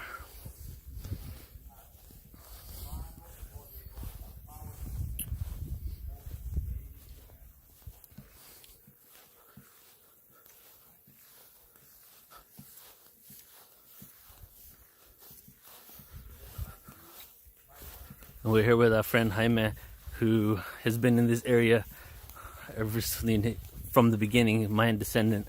So it's pretty cool to be here with him. There he is. Dice hola, Jaime. Hola. Hola para la mundo, el mundo.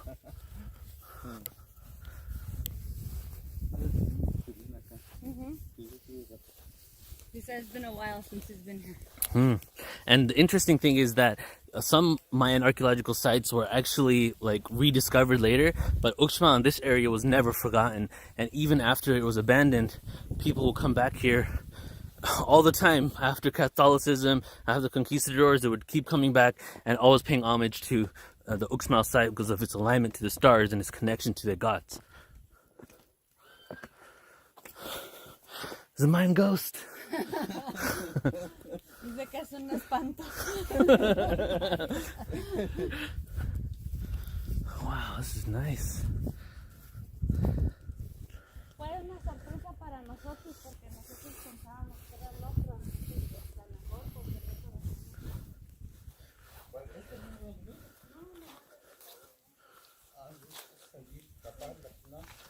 otro.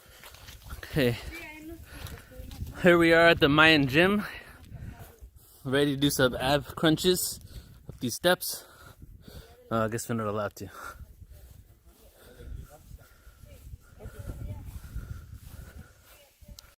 So we just found out that this site, Kaaba, was one of the first sites that was built in this area. So I think Palenque is a little older, but around the Uxmal area, there's multiple sites that are all connected. And as I said in my previous video, through the Great White Road, which symbolizes the Milky Way galaxy. And this one was one of the first ones created before they actually went to Uxmal and created that too. So let's go up these steps. I heard there's a really huge iguana up here, so let's see if we can find it.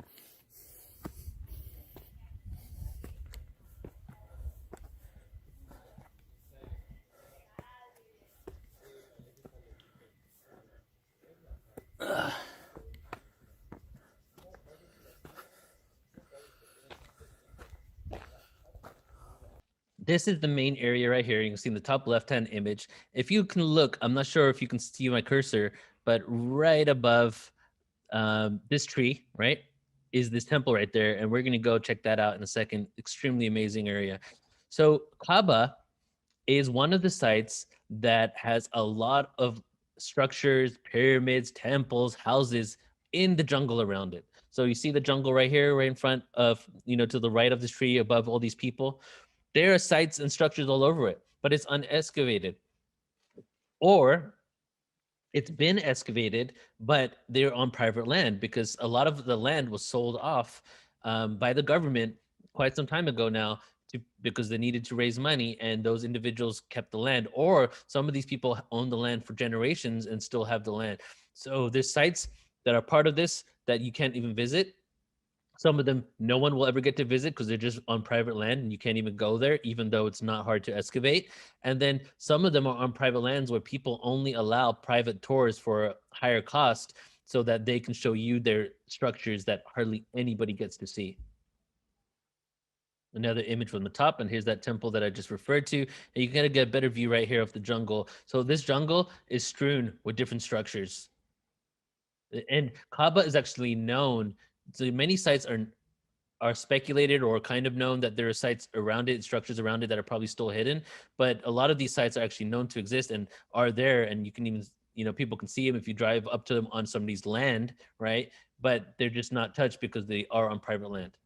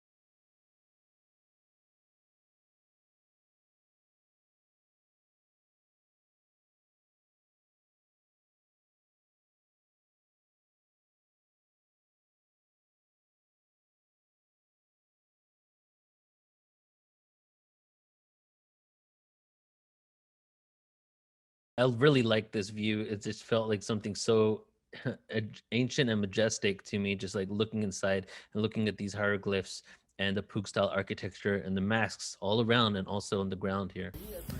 This site has more hieroglyphs than I've ever seen at any Mayan site, and we've been to quite a few. Kaaba. They're 25-30 minutes from Uxmal. My God. I wish you could go inside that. Look at that. Look at that. It's so well preserved. Almost out of a movie, huh?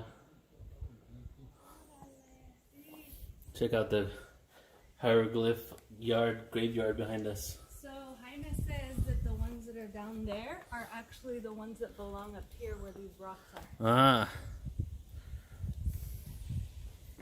See how those are all new rocks? He says that's what it is. Yeah. Switched them out. Mm-hmm.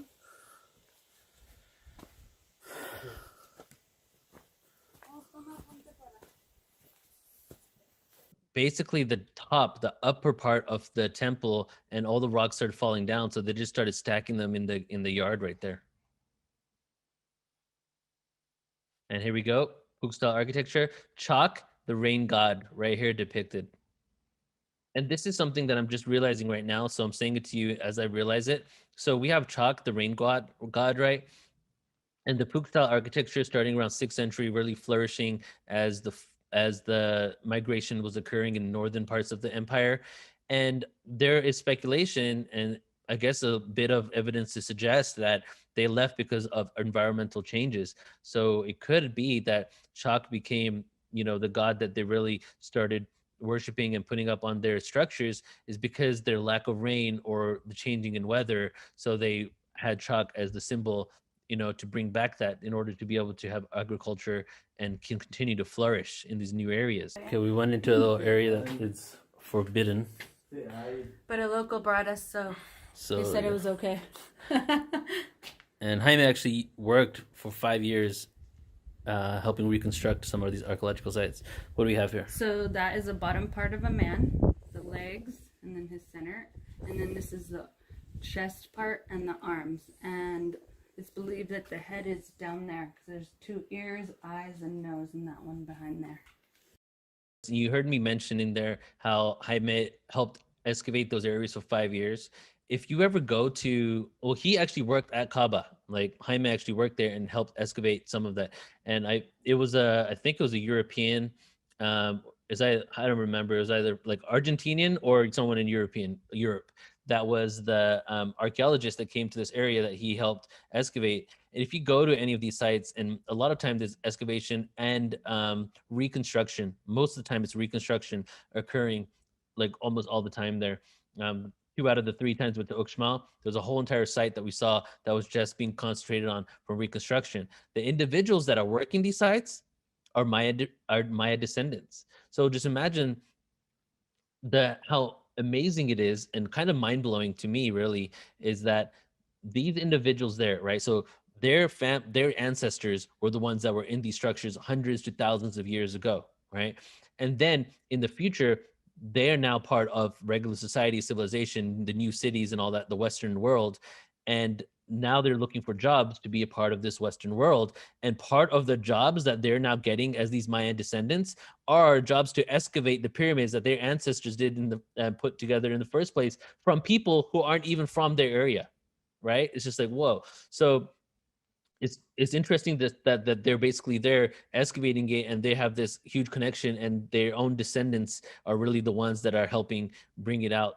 And it's also what we noticed is that the individuals that help excavate these structures are getting very, very little money for doing it. So they also found cheap labor in the Maya, and they utilize them because they can get many Maya people down there in order to help them with different structures for very low cost.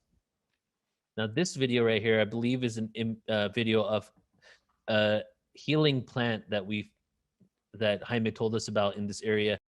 And he said that these little leaves are also what they put in when they cook the underground meat, and we suppose that it's for taking away the toxins from the meat before you eat it, before it's cooked. And it used to be used for babies mostly, but anybody can have it, right? But it would basically help them cure all types of illness. Yeah, fevers. Yeah. It's known for curing fevers and removing toxins. It's true.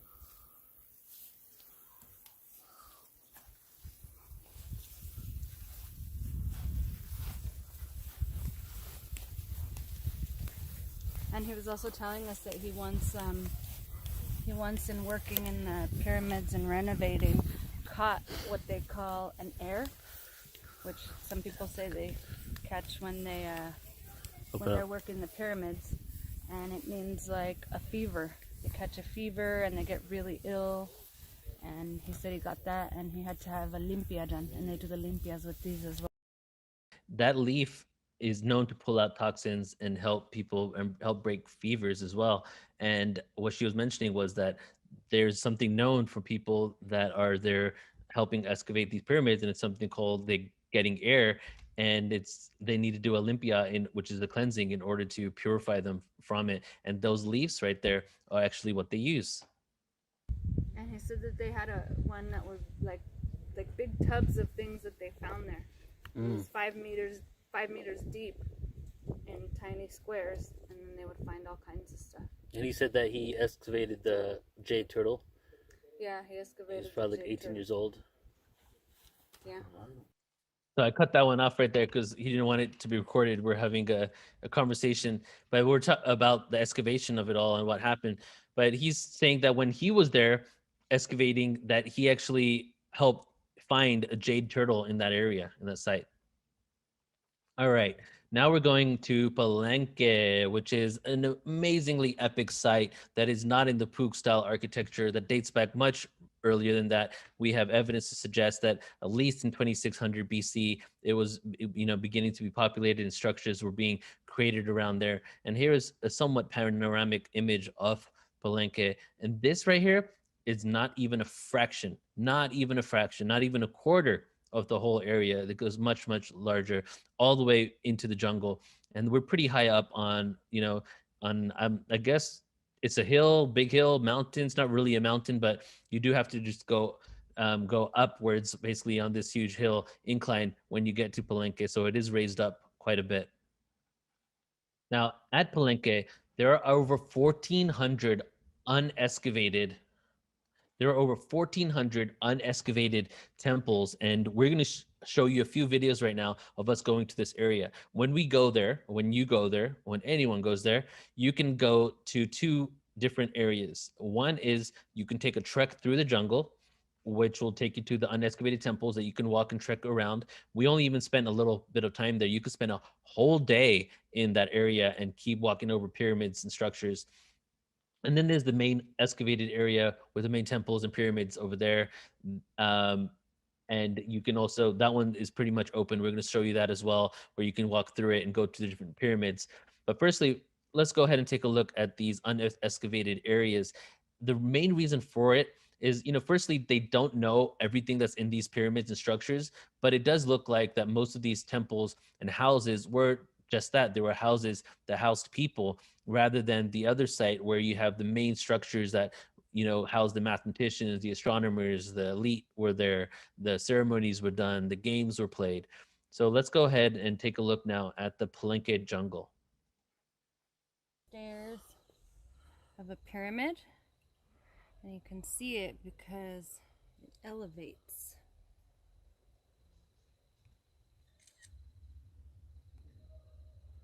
So that right in front of us is a pyramid, and we're standing on one right now. ¿Cuántos pirámides? The Temples. base 1473.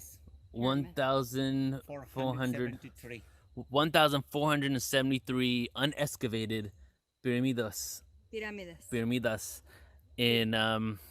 in this area right here, and here's one of them. Wow, just wonder what's inside these things. You talked on right there.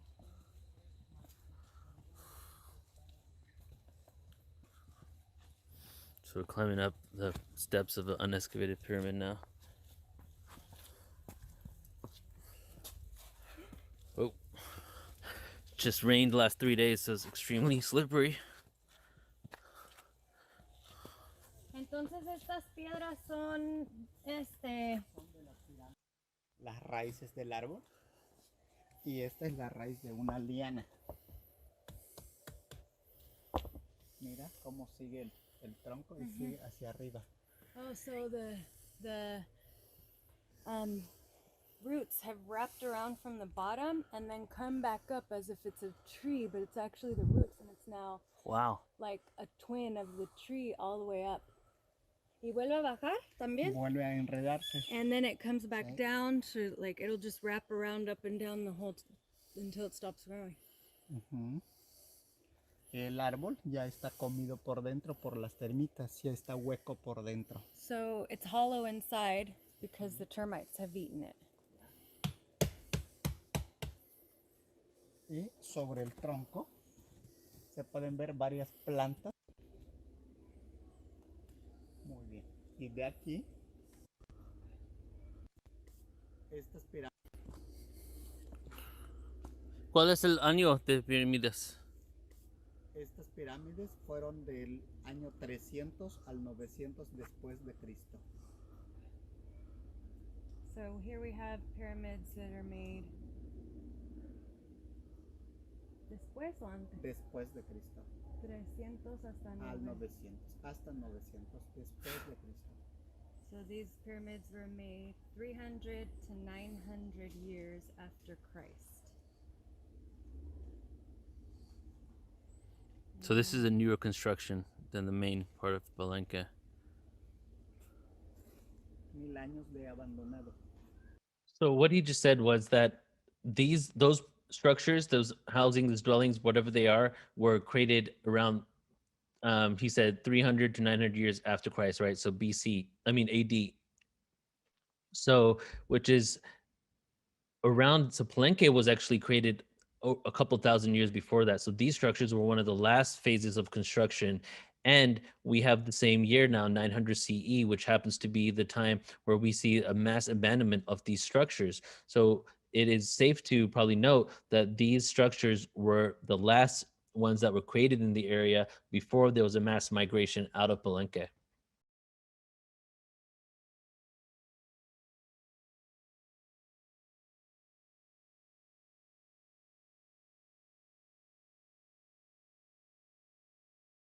All the rocks that you see are pyramid rocks throughout all these videos that you're seeing, all these big chunks of stone everywhere.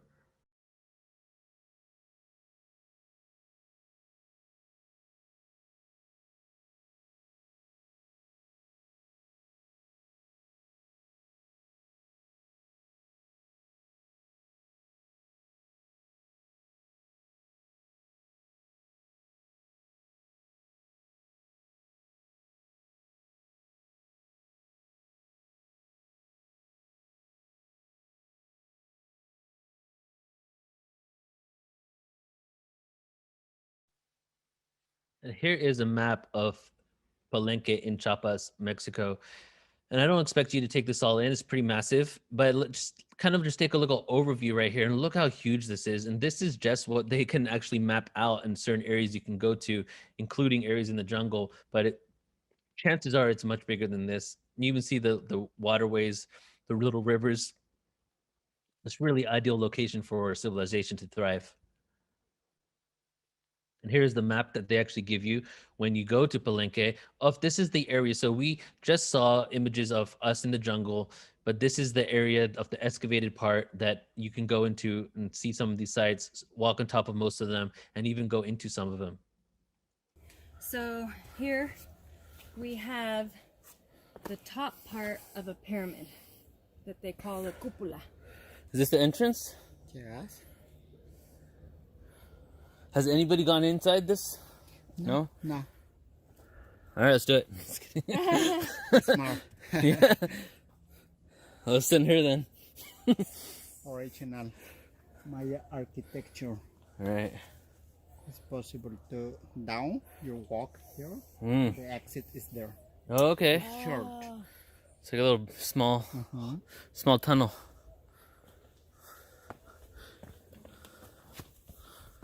En las días de Mayas. So that was just imagine a pyramid, and at the top, you may have seen some images, and some movies even that show you the structure on top. That's the temple that you can walk through, that you can look like. If you're at the bottom of the pyramid, you see the structure on top, you can see the other side of it. And a lot of times that's where the priest would be hanging out. And I'm talking about, movies, what they show in those situations. Because honestly, we don't really know exactly how things went down because there's so much that's not understood yet. But that was what that area is. It's really the top of the pyramid, the temple right at the top of it. So Palenque, Mexico, around 200 BC to 799 AD, we see it flourishing, and it did exist hundreds, if not thousands of years before that. We have evidence of people settling in the area, a central hub for trade, commerce, diplomacy, and foreign affairs. It was overgrown, so it was extremely important. It was like a capital city would be important in regards to having a lot of the centralized information there when it comes to the stars, astronomy, research being done. And it's been overgrown by jungle and trees and is only now partially restored. Just like I've alluded to a few times in this presentation, is that there weren't as many trees and as much thick jungle as there is now back then. It's really, a lot of them has been taken over by the jungle. So many of those sites right there, especially where the unexcavated structures are, wasn't so full of trees, so much easier to navigate around. Many different ethnic groups are represented here, and we'll get into that in a minute. May have been an area for global affairs and great minds to share ideas. And it's important to note the global affairs. We're not just talking about Maya. We're just not talking about the Maya and Aztecs. We're talking about worldwide. It looks like maybe there was some sort of connection to a worldwide civilization here, where they were aware of other civilizations and tribes that existed. It truly is, for me, out of all the ones that we've been to, and I know there's a few that I haven't, including Tikul, which was one of the largest sites. It's one of the most impressive Maya sites. It's really breathtaking. And I was blessed to actually go there on my birthday not last year, the year before. So in 2019, we went on my birthday, and that was the first time we went. So all of those images, the video that we just saw, those were all taken on my birthday. And I really wanted to be there. I felt a huge connection to, of course, the Yucatan, but I definitely feel a huge connection to Palenque. So I wanted to be there on my birthday, and we made it all work out and got to experience that. Palenque was rediscovered and lost several times until 1841. So just like, I spoke about Uxmal, how they never forgot about it. It was always known. And how Altan Ha, it was forgotten about, and it was only rediscovered until the late 19th century, right? And so Palenque was actually rediscovered and lost many times until 1841, starting with the first abandonment that happened around 800 to 900 AD.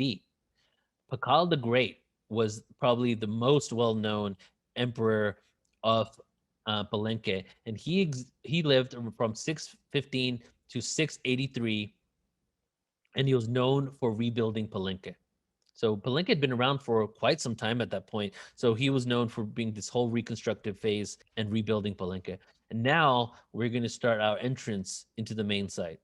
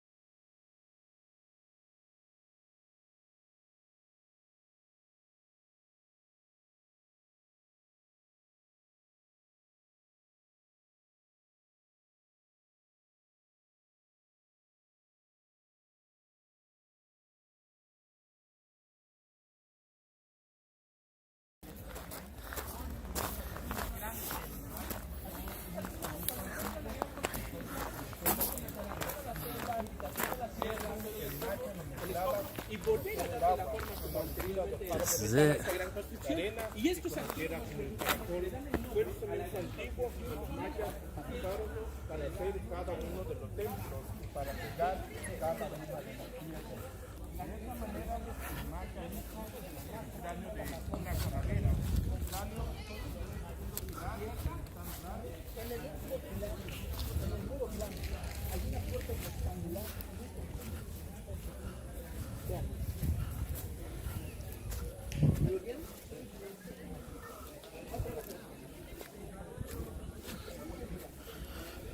Okay, so that building right there, towards the top, that is the building where the astronomers, the mathematicians, the scientists, the politicians will all gather. And we're gonna go up those stairs, take a look inside where they used to have their meetings. First, we're gonna go in there.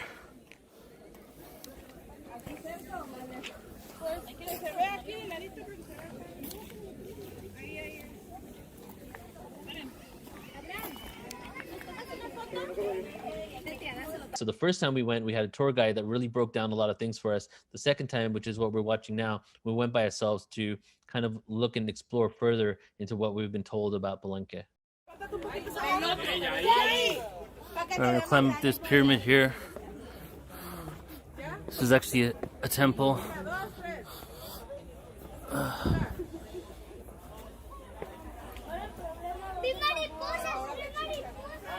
There's no flash allowed. It's very humid in here.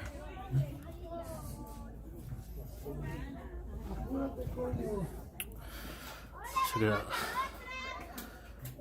Burial chamber.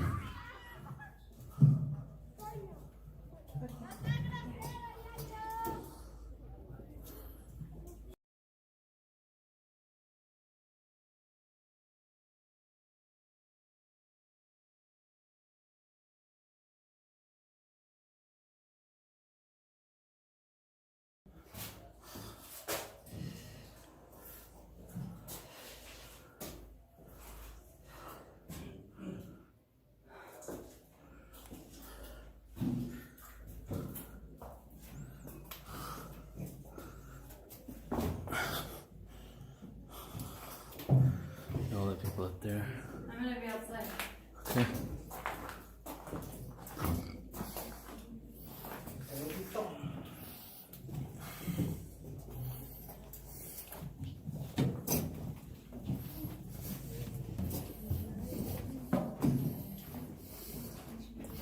Same in here.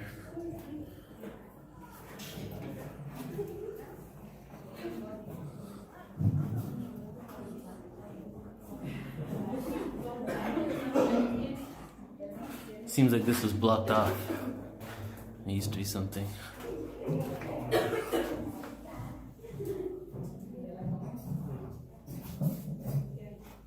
In Palenque, there is a place called the Temple of Inscriptions, and it's one of the most well-noted places within that site.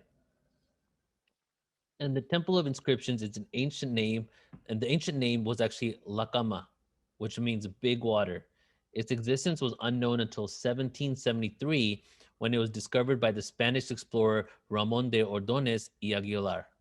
The 5 entrances in front of the building are surrounded by 5 piers with images and hieroglyphics. These tablets emphasize the idea that events happened in the past will be repeated on the same calendar date. So these hieroglyphs are basically saying that things that have happened in the past are going to be happening again when certain cycles are over. The second longest known Mayan inscriptions is located at this area in temple inscriptions, 617 glyph columns. So not 617 glyphs, but columns of glyphs. A few columns record of various events in Pakal's life. So these columns really started with Pakal. He was very much into not only reconstruction, but record keeping. He wanted to keep a record of his reign, but also a record of the history of the Maya Empire. If it wasn't for Pakal, many of what we know about Maya architecture and history and culture, we might not even have found out. All of the tablets, excluding the final 2 columns, were completed during his life, Pakal's lifetime, and a record approximately 180 years, 180 years of the city's history recorded during Pakal's lifetime. Here we go, Temple of Inscriptions.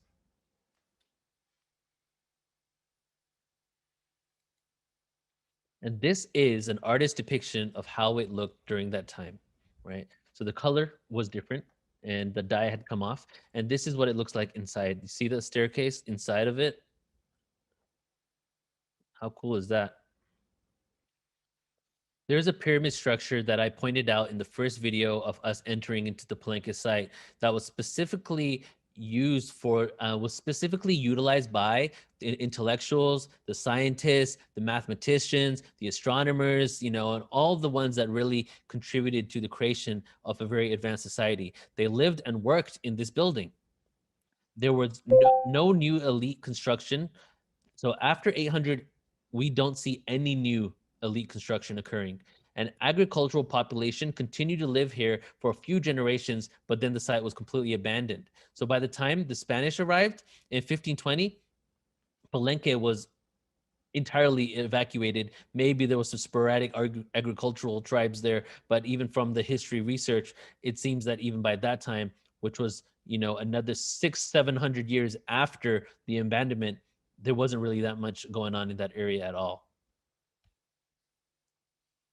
The Spanish are here. So Juan Ponce de Leon, he sailed near Yucatan in 1513, and this is how the Spanish interacted and met the Maya. Juan Ponce de Leon sailed near the Yucatan in 1513 on his way to Florida. In 1517, while on an expedition to procure slaves, a conquistador known as Francisco Hernandez de Cordova, he arrived. So this was 1517. Cortez then sailed for the Yucatan on February 18th, 1519. So in 1517, Francisco Hernandez de Cordova arrived on the Yucatan Peninsula, but didn't explore it. He just touched down for a little bit. Cortez then came there on February 18th of 1519. He had 11 ships, 508 soldiers, and about 100 sailors, and 16 horses with him. In March of 1519, he landed at Tabasco, where he stayed for a time in order to gain intelligence from the local natives over there. And then he made his way, connected, and met the Maya. Here's an image of such a situation when Cortez made first contact. Now I'm going to show you here a panoramic image of Palenque just to get like a really cool view. So we're going to start from here. This is where I was standing. We have a pyramid structure that I'm right on top of a structure there. And yes, Palenque is a very popular place. It's one of the largest sites. So, and it's older than many other sites, so it definitely draws a huge crowd. This structure right here is just like breathtaking when you take a look at it. You see they have some construction going on right here to repair it, but this thing is just like beautiful on top of a hill. And maybe we'll get a video of it in a bit. Then the jungle, beyond the jungle are those unexcavated temples.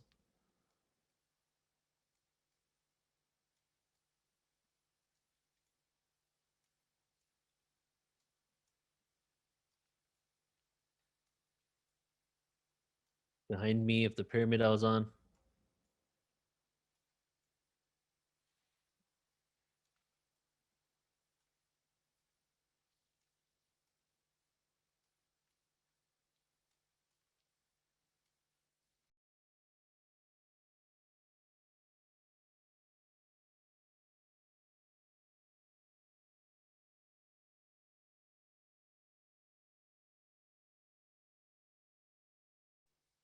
And now this is me walking to another location in here. So let's take a little walking tour of Palenque.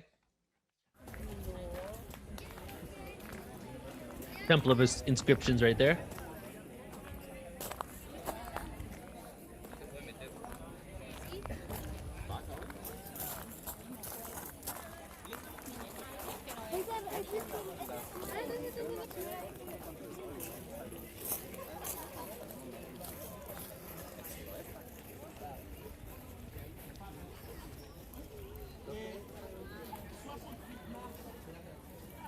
I want to be in the sun the least possible. Are you gonna go up here with me? Yeah.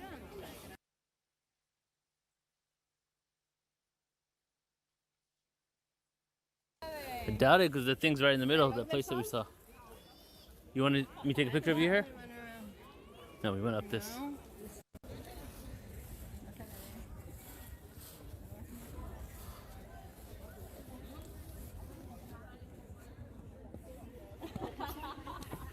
Now we're going to the top of the structure where a lot of astronomers, mathematicians, government officials, they would meet up and have conversations.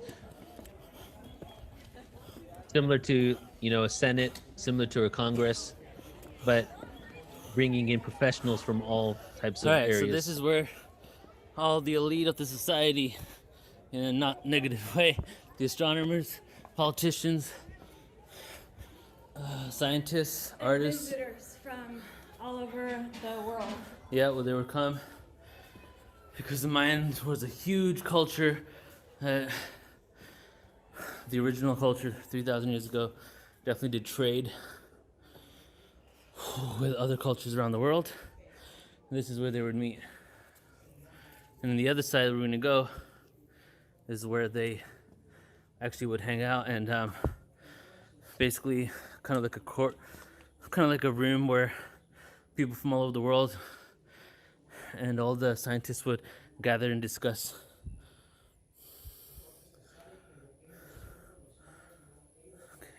As you can tell, I'm out of breath there.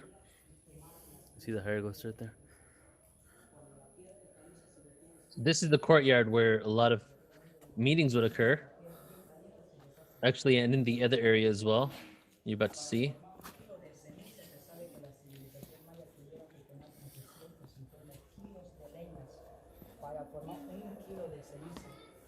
Moliendo concha de caracol, agua y arena. Aquí no se ocupó baba de nopal, por el motivo que Checa no se entonces tuvieron que utilizar la resina de un árbol llamado. All right, here it is, the main This area is where on top of this basically they structure. would all come sit on these steps right here and discuss matters. World matters. World matters, matters about society, and also forge. This right here is where the Mayan culture was forged, where there's evidence here to suggest that the Indians from India were here, one of the tribes of Abraham was here, Egyptians came here, the Chinese were here. There's even an area where we're gonna look for where there's a dragon that represents the Chinese people that were here. So let's say around 3,000 years ago, people from all over the world, before the Mayans were the Mayans, came here and built this civilization and would gather in this area and crafted what we now know as the Mayan Empire. And they say that civilization. giants roamed here and that they're actually giant people. And they used to have basically what we would call an orgy and different orgies from the women. But it was like a peaceful type of like a spiritual thing. Like sacred sexuality. Yeah. Mm-hmm.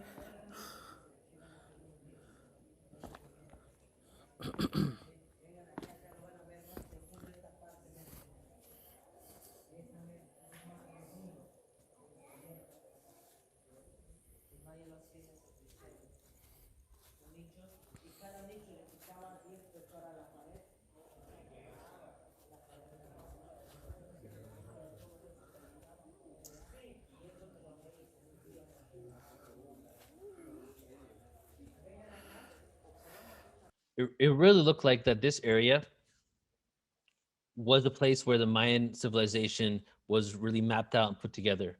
So what has been speculated about is that this area could have been, at the beginning of the Mayan civilization, really, that different tribes and cultures from around the world came to this area, and the Mayan civilization was an experiment on how they can bring the best of all of their civilizations and craft what we then knew, what then became the Mayan civilization. So my theory is, and I'm being very careful with what I'm saying here because this isn't commonly accepted. It's not really spoke about, but evidence is coming out that there is a lot more to discover here. And part of that is that there is themes that many other civilizations from around the world came to this area to have meetings with whoever lived here, and some of them even stayed and created this whole civilization. So could it be that the Maya wasn't an exact tribe that it became, but there were multiple tribes from all over the world that blended together over thousands of years and then became what we currently know as the Maya descendants?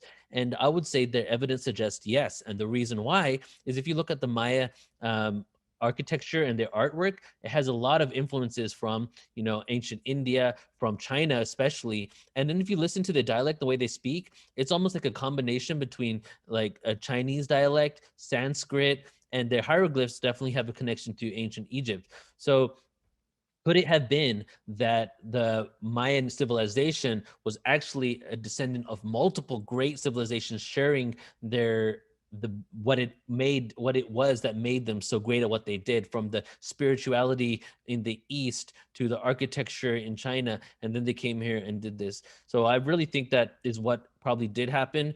A lot more information needs to come out for that, especially the fact that there's over 50% of the Maya structures that are unexcavated, unexplored.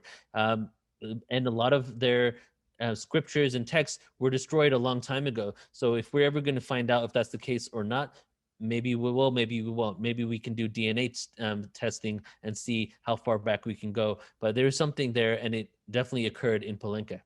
Okay, so now this one right here is, we're in the same area, right? And this entire area actually used to have a roof. And just like we had seen in Kaaba, how many of these structures fall down from the roof, this whole roof actually caved in, and now slabs of the roof are put all the way around the area just for people to see and kind of take a look at and even feel. All right, so last time we were here, unfortunately, we can't go into that side right now. It's closed off for some reason. But you see that slab right there, and the slab on the right-hand side. Those are actually part of the roof originally. This whole thing had a roof over it. And even though they're solid rock, and we have a clip that I'm going to look for at home, see if I can plug it in here. When you hit those rocks, they make these harmonics, these beautiful harmonics. Whereas when they were over here and as the roof, when they were part of the roof, when it would rain, when there would be wind, and this is like a wind tunnel, like wind would literally come through here, just the way it's structured, that they would make harmonic sounds on there. And then we would have all the ancient cultures around this area right here getting together to discuss politics, science, astronomy, spirituality, all of that stuff. And at the same time as they're doing that, whenever the wind would come through and it would rain, it would create these frequencies that will basically bombard all these people in here. So the theory is that we both have is that those frequencies were harmonics that were designed to uplift, enlighten, activate chakras. There's a chakra symbol here. And many other cultures in the ancient past had similar structures that also had harmonics that was specifically designed to create that frequency within them. Whereas in India, for example, we actually have pillars that were made to give you the same sounds as the solfeggios, which in Indian scriptures are actually saregama and not so re mi da, which actually represent each of the chakra symbols. Also in Egypt, they have these, I think, also pillars that we've yet to see, but I've been told that when the wind blows, it's the same type of thing. So pyramids and structures were known to have sound frequency from nature. So that was really helpful to humanity. To recap what you just saw right there, is that these sites have some amazing awareness of acoustics and sound and vibration in them, right? We spoke about Hampi, India in this last video, which is where they had the Sarigama pillars that you can see in multiple other courses and presentations I've done, including the Ultimate Sound Frequency course, where I show you that these pillars, just regular stone, and you cut them open, regular stone, but when you play them, have this acoustics, this resonance, this sounds like Tibetan bowls. But when the British went there and they cut it open, they just looked like regular rock. They were like, what is this? So this we discover all over the world. The ancients had this advanced awareness of sound and frequency, and they utilized it in the creation of structures. But the really beautiful part is that they knew how to organically use sound and frequency, whereas now we're using a lot of external equipment and awareness in order to create these sites, but they were using organic structures to do similar things. So that stone slab that I pointed out there, that used to be on top of the roof. There are windows, and I think you might be able to see a little window here that's kind of like um, it's like a plus sign, but only half of a plus sign really is how the windows are. But they've created these amazing wind tunnels, right? The way they created these structures not only had sound and frequency in mind, but they also had ventilation in mind. They created these epic acoustic structures without ACs and incorporated ventilation. And the way this structure was created was there were certain windows put in place that would channel the vibration and channel the air, the wind into this room. And these feelings were created off these slabs that had the similar acoustic and resonant effects like the Hampi stones, like Tibetan bowls, like the pillars in Egypt, and so much more. So now we know that this area was utilized for the elite of society. And I need to make a disclaimer when I say that. I don't mean elite in the negative sense that we speak about it nowadays about these elite taking over. I just mean the ones that really were the ones cultivating and creating the society, from the government, from the mathematicians, from the scientists, and so on. So they were over here in this area, but the structure, the roof that they were in, when it would rain, when it would when the wind would come through, would create these beautiful oscillating frequency sounds. So to me, I was pretty amazed. We were both amazed that not only was this an area for enlightenment where people from all over the world came to share their ideas, but also the structure was created to further contribute to creating a frequency so that the people that were here sitting in this area could absorb that vibration. And that's almost to me like a direct connection to source, making sure that all these conversations were elevated. And even the pyramids, we know the pyramids are resonant frequency. I mean, the pyramids in Egypt were resonant frequency creating devices. And there's a lot of information on there, including a documentary called The Pyramid Code that really explains it all. And these devices were utilized for people to go into to shift their consciousness to other levels of existence and other realities so that they can bring down that information and live and implement it in this modern time, or even use, like in Egypt, for example, as a portal to the other world, to the afterlife, by being buried in a chamber that is emanating frequencies that can create that rainbow bridge to that other world. So it seems like similar awareness was utilized here at Palenque. So just imagine this. When we came here last week, we learned this piece of information. So let's just say, recap, 3,000 years ago, civilizations from all over the world, advanced civilizations, all sent groups of people around the world, and many of them ended up here. The ones that we know ended up here are the Chinese. There's evidence here for that. There's evidence here that the Indians from India were here. The Egyptians were here. One of the tribes of Israel was here. And they all coalesced in this area, discussed matters, and the Mayan civilization was born. They brought the best of each of their cultures, and they created something beautiful, which is why in Mayan text you have yoga, you have chakra symbols. There's a chakra symbol somewhere here too. I don't know if we can find it because we don't have a guide this time. We got to go look. And then there's the dragon from the Chinese. There's different symbols that represent these other cultures.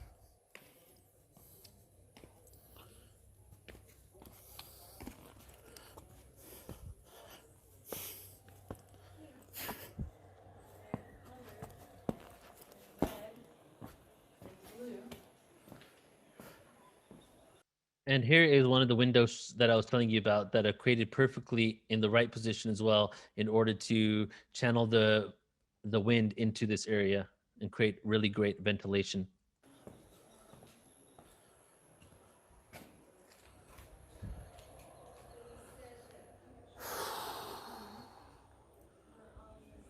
You can see that one was closed off.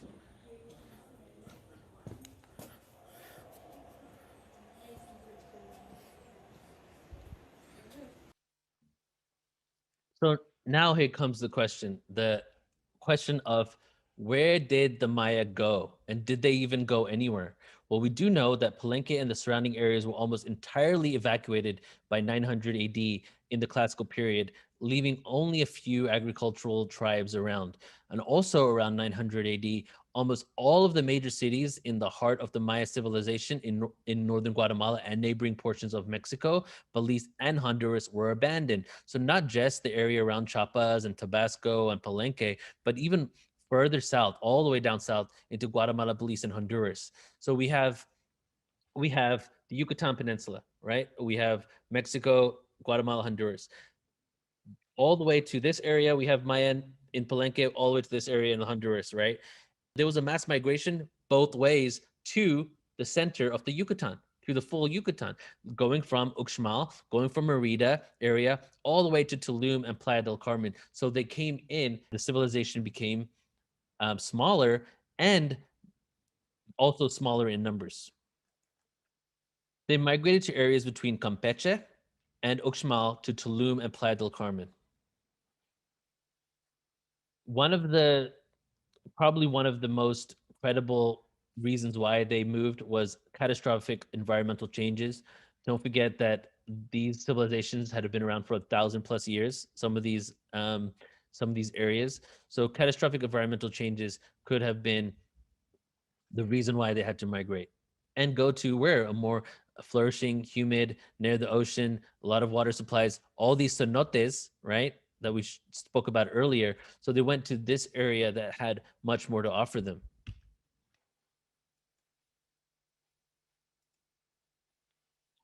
One of the theories of where they went was the ancient aliens theory. Tikal, Guatemala, which is the largest city of the classical Mayan period, was one of the last cities to be abandoned, and the population dropped from 20 million in the entire peninsula. And right now we're at about 6 million Maya living in the peninsula. The ancient aliens theory also suggests that the disappearance was at the end of one of the calendar periods, and a new calendar, so 900, around 900, around, actually it's around 838 AD was the end of the calendar period. So a new calendar was created at the time, and the calendar was called the long count. The count of the long count is 5,125 years. That's one great cycle. You divide that into 13 units. Now we have the number 13 again, which is about 400 years each. So each of the 13 units is around 400 years, which is called a baktun. So 1 over 13, 400 years is 1 baktun. 13 baktuns equals 5,125 years. So this right now, when they started doing the mass migration, was at the end of one of these baktuns. And in 838 AD, the baktun celebration did not happen. The celebration at the end of the baktuns were huge. It was such a spectacle to witness. But at the end of this baktun, which was the end of one of the 13 cycles, there was no celebration. There was in 800 AD, sacred sites began to be abandoned. The Maya believed that the Pleiades is the home of their ancestors. So this is the ancient aliens connection. There is text and information passed down that say the Maya believed that they had some sort of connection and ancestry to beings that came from the Pleiades. The Maya say their ancestors went home to the Pleiades. Not all of them say that. If you watch a documentary, for example, this one on ancient aliens on History Channel, they'll say that the Maya say their ancestors went home to the Pleiades. Go down to Yucatan Peninsula, find 100 local Maya, ask them, you might get one person that says that, because it's not commonly accepted by all of them, but some of them that are really deeply into this information or even into the ancient alien theory have spoke about that. So there is evidence to suggest that the Maya were aware of and had communication with otherworldly beings. So such as the frequency technology embedded in the structures and what I'm going to show you in just a bit here. So we do have information that suggests that they could have been in contact with otherworldly beings or have some sort of descendants from them. But just because they're descended from these beings from the Pleiades doesn't mean that they went back home there, right? That is the connection there. Just because they say that they're descended from them does not mean that they went back home to the Pleiades. There is a book called Bringers of the Dawn. Some of you may have heard of it, by Barbara Messiniak, and also another book by Lisa Royal called Prism of Lyra. And in that book, in those books, it talks about the Pleiadians being the original Earthlings, right? So the Pleiades, the Pleiadians, if you want to get into this ET question here, is probably really an ancestry for the entire planet, not just this one specific tribe that had a connection, and the Pleiades came back and got them. The Pleiadians actually came to our planet as according to these books and other researchers and channelers, before humans as we know it were even created. The Pleiadians had left our planet when the Lyrans and the Syrians came to this planet, because they did not want to be and exist with the Lyrans and Syrians because of so much bad past karma that they had with these civilizations, that they didn't want anything to do with them. So they were called the original Earthlings. When the genetic hybridization program occurred, when ETs came back here, when the Syrians did it, when the Lyrans were doing it with the Syrians, when the Anunnaki did it, and maybe more times throughout our vast history, when that occurred, the beings that were on the planet at the time attempting to do a hybridization program actually needed the DNA and the assistance of the Pleiadians, because they had already been on Earth and their DNA had already been embedded into some of the primitive animals and ourselves. The whole connection to the Pleiades is plentiful, but it seems like it's a global phenomena where the Pleiadians had a really huge role on our planet in general. And that needs to be said with a disclaimer as well. These constellations are huge. There are many stars there. Pleiades has multiple stars and a lot of planets. So when you speak of a specific race, it doesn't have to be just one group of beings or that looked a specific way. So these cultures were much more diverse than we are aware of when we just say the word Pleiades.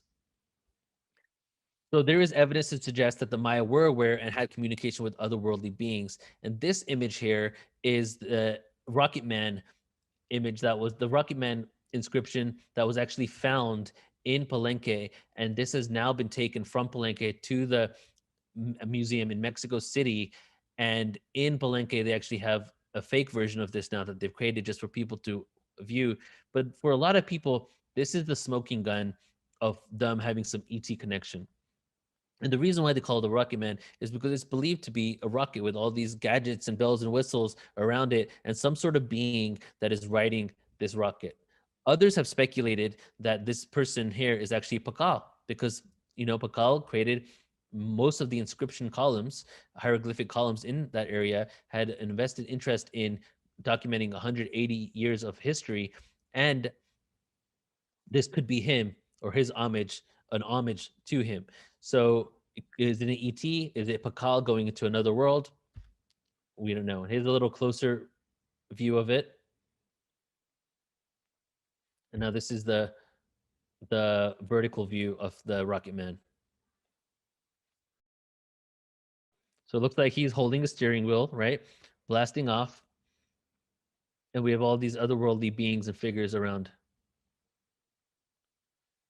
So is this, look at this smiley face right here too. That's another thing as well. And a lot of these images and hieroglyphs, especially if you go to museums and you see a lot of like joyous, happy, smiling kind of images. And that was really a Maya trait, where it was like embedded with joy.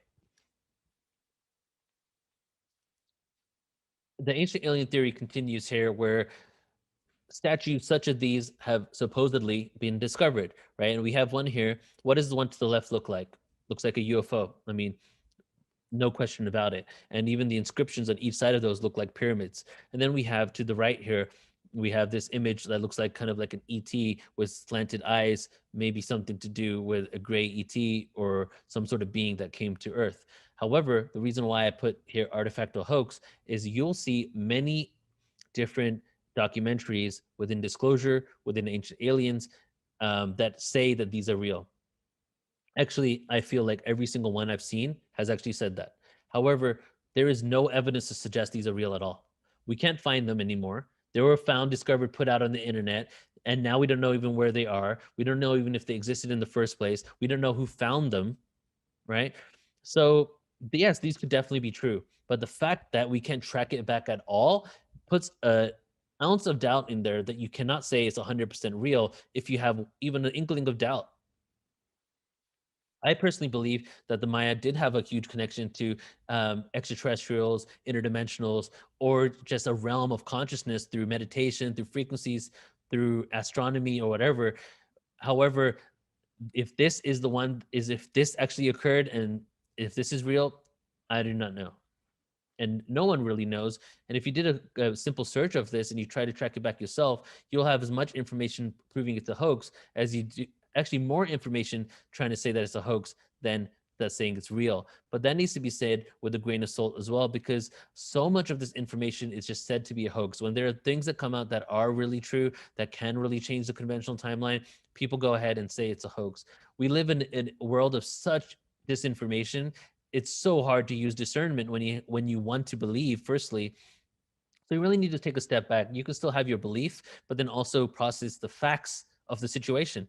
This looks real, this looks legit. Oh, there's no backing to it, there's no person that we can find, we don't know where these are located. I want it to be real, but I'm not going to really go ahead and say that this is the reason why they had alien contact. Now, here is what has been taught to me, at least in school, which was the Spanish did it. You know, they came down here, they brought disease down there, they brought disease. People died by the millions from sicknesses. That definitely happened, probably more so in the North America, right, with the native tribes here in, in the U.S., the current U.S. But when the Spanish arrived, they found completely abandoned cities, like completely abandoned cities. It took the Spanish almost 2 centuries to fully conquer the Maya. It's not like the Maya died in 50, even 100 years from mass disease. It took them 2 centuries to do it. The Spanish did not wipe them out, since the cities were already abandoned and a huge population actually still remains there. They did, however, gain the support of some Maya communities to help in fighting against the Aztecs, who have been aggressive towards the Maya for years.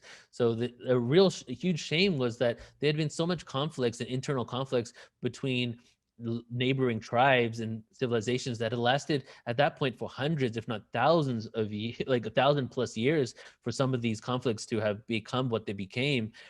So when the Spanish came, just like how it happened really all over the Americas, north to south, and other places in the world too, is that the conquistadors, let's just talk about this area, came and they made local, pacts with local tribes, and then they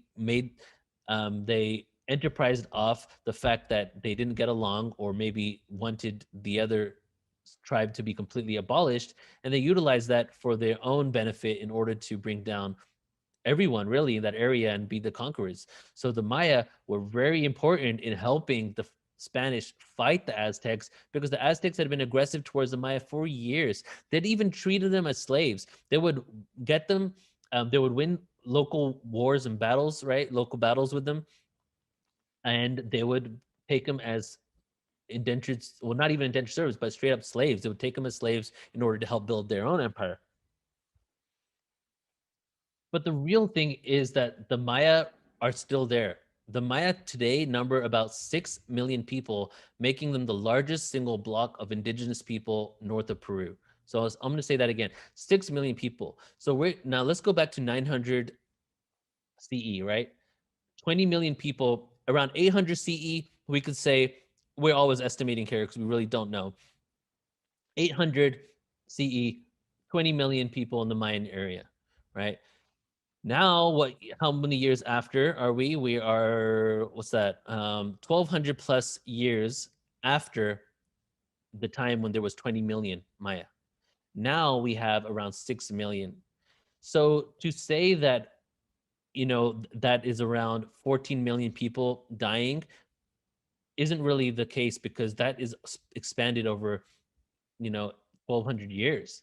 And the migration into those smaller areas, they weren't as populated, and they weren't going back out and flourishing again. The population was slowly getting smaller and smaller and declining up until now. So there was definitely wars that occurred, battles between the Aztecs and maybe some with the conquistadors as well. But mainly it was a migration issue. They moved out of that area. There's even evidence to suggest that there was another asteroid that hit around 800 CE, creating different climate changes and issues in the area where Palenque is, and even south of around the Honduras, that made them have to go to this area. So when they went there over 1,200 years, the population slowly decreased. But 6 million people is quite a lot living in that area, right? That claim to be descendants from Maya. The largest Maya groups are found in Mexico, such as the Yucatecs, which is around 300,000 members of that tribe. The Tzotzil, which is 120,000, and the Tzetzal, let me see if I can say that right, Tzeltal, which is 80,000 members. For the first time in these remote villages that connect these cities, if you remember, go back to one of the maps that I showed you, where I showed you Uxmal, we had Muna, we had Tikul, we had Santa Elena, all around each other. Uxmal is the major area, but all these other ones are villages and cities. Some of them are bigger than others, and going all the way down, even all the way to Tulum, the roads that connect those areas, and Playa del Carmen, you have small villages, and in all these villages, the predominant descendants there are all Maya. At these hotels that you go to, and people that are serving you and working at these hotels are all Maya. They speak in Maya dialects to each other, and that is the common language that they speak before they even speak Spanish. So did they vanish? No, they're still there. There's 6 million of them there. They're still speaking their own language as the number one language. And this is the first generation, the first time in history that Maya is not being taught in the schools in the Yucatan Peninsula. So our friend Jaime, when he went to school, he's he's in his 30s, right? So when he went to school, they taught Maya. It was a common language to learn. And now his children are going to school, and they've just recently stopped teaching Maya. So it's not only prevalent, it's not only there and they didn't vanish, but only now in 2020, 2021, and just a little before, are they actually not teaching the language anymore. So this civilization is such an old, ancient civilization, and the culture and the information and the dialect still exist, right? And now it's actually been, this could be an entirely different presentation. This whole other component of it all is the combination of Maya and Catholicism becoming one. Because now you go and talk to these Maya, I mean, they're all Catholic, right? But they still follow Maya traditions and rituals that like Catholics from Europe were probably looked down upon. So just looking at the way that they mingle together, and even if you go to Temescal, you see and you hear certain Catholic rites being spoken by them, but it's 100% Maya, and with the 100% intention of purity, cleaning, and all of these ancient rites. However, Catholicism is embedded into the culture now. It's become one. It's merged into one. There are some that are just 100% following the way.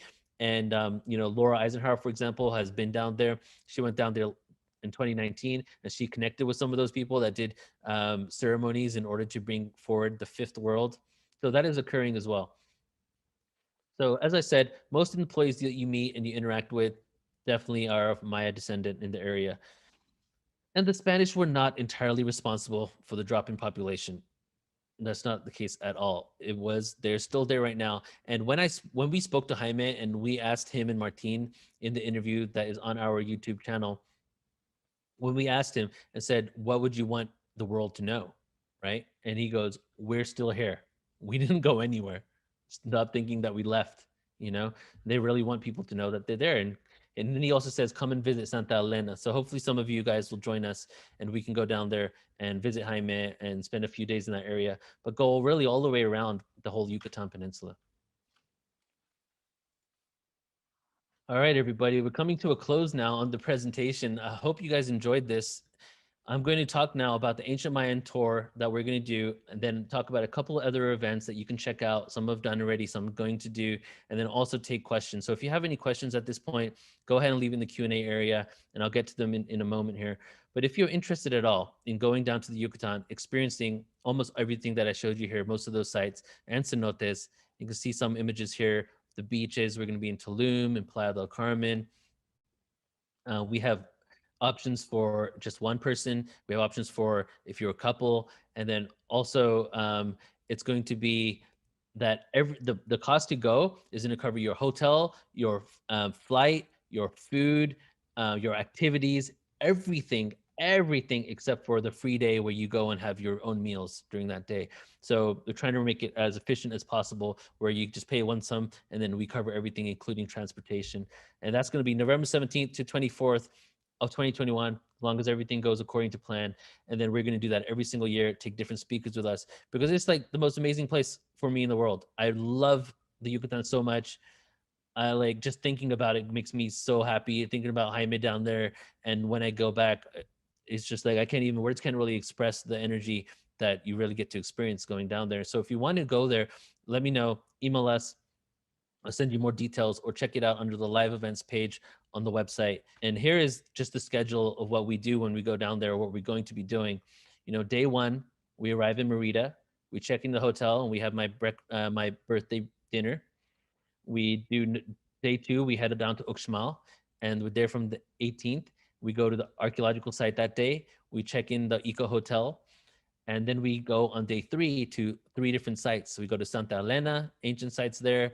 We go to Caba, and we go to Sayil, which is a very lesser known site that very few people go to. And it doesn't, you have to go off a dirt road even to get to the entrance of it.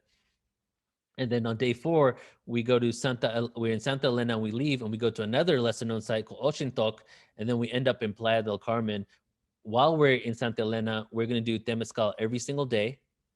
And we're going to visit the Mayan cardinal points that have now become the cardinal points. This is another thing that the Catholics had done when they came down to these areas, and they do all over the world really, is that they find the spiritual areas, the spiritual centers that were utilized by these tribes, and then they build a church on top of it, or a cross, or some sort of shrine on top of it, to basically one up, you know, the culture there. So we visit the cardinal points, but the cardinal points were points that were allocated from ancient times by the Maya to be specific areas of high frequencies and energy.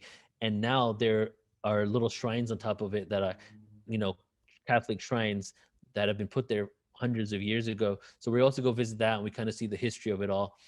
And then that night on day four, we're going to have dinner at Playa del Carmen, the beach overlooking the ocean. And then day five, we go cenote, and that's our free day. Day six, Playa del Carmen, another cenote, the Tulum archaeological sites, a day tour in Coba. And then day seven, back to Merida, explore the city at night, and then go home the next day. So if any of you are interested, just shoot me an email. I'll give you my info here in a bit. And some other presentations I've done that you can check out on our website, or you can check out the courses that are going to be coming out on this, where I'm going to keep making them bigger and bigger. And today's presentation I did for, oh wow, we went for 3 hours and 20 minutes. So a good hour over what I thought it would be, because I don't check time when I do these, I just create them. But this presentation really could be another 2 hours long, because there's so much information and videos that I didn't even get to share. So coming down with us will allow you to see that. But this presentation here, it's creation stories of ancient civilizations, and I've gone through hundreds, maybe up to 300 different ancient stories, creation stories, origin stories, where I dissect the similarities and the commonalities between them all, and also the differences, and then dissect time and origin stories into two things: prehistory origin stories and Earth history origin stories. Prehistory is before linear time, when the void existed. Earth stories are stories of how things occurred on Earth, the drama that played out on Earth in order for us to come to where we are now. And then another one, the Ultimate Sound and Frequency webinar, which is a 4+ hour presentation currently available for free on our website. And in this one, I break down everything from ancient civilizations and sound frequency to quantum physics and sound frequency, metaphysics, future technology and application of sound frequency. So it's called the Ultimate Sound and Frequency webinar for a reason. I even go down different sound tools and instruments and how to utilize it. This is the just a part of what I'm going to be doing soon, which is in April. I'm doing a 6-week sound course where I'm going to do sound healing training, giving presentations, and then also providing a lot of information on ancient use of sound frequency, and also the how to play sound tools. right? And then last presentation that I'm going to be doing that if you were at the Walk-ins conference, you got an opportunity to experience is Galactic Origins, Dimensions, and Black Holes, which is probably one of my favorite presentations I've ever put together, where we're going to explore the galactic origins of humanity and how dimensions of black holes tie into the karmic process. All right, everybody. So that's it for my presentation. Thank you all very much. I love every single one of you. If you're interested in learning more, go to portalextension.org, take a look at online events. You all have access, unlimited replay access to this presentation. There's hundreds of other presentations you get access to. Please do support us. You can support us on our Patreon. You could join us on this tour. You could sign up for any future events. And here is my email if you want to contact me and ask anything, especially about the tour. It's neilpta@gmail.com.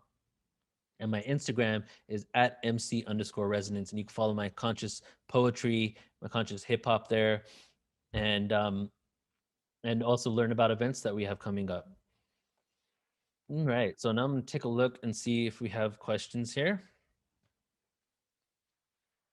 How was that for everybody? We did a journey through the Maya Empire via Zoom during quarantine.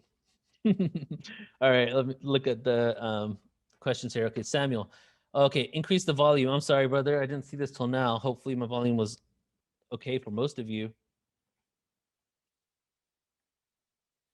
And I'll try to raise it on the replay so you can see it, okay? All right, do you know of or have you been to Templar Cave in Brazil and the 2-foot wide quartz path that leads to it? No, I have not, but what you could do is send me an email on that because I wouldn't mind checking that out. So I'm gonna leave my email here, neilpta. So contact me if you want to go to this tour this year, next year, want to put a deposit down, want to know more about it. Contact me. Also, if you can, anonymous attendee, if you could tell me about the Templar Cave in Brazil, I could probably look it up, but if you have info, send that to me. Alton Ha, no connection to Amun Ra because it was actually, they do not know what the original name was at Alton Ha. That was a name that was given to it later in around 1950 onwards when they discovered it.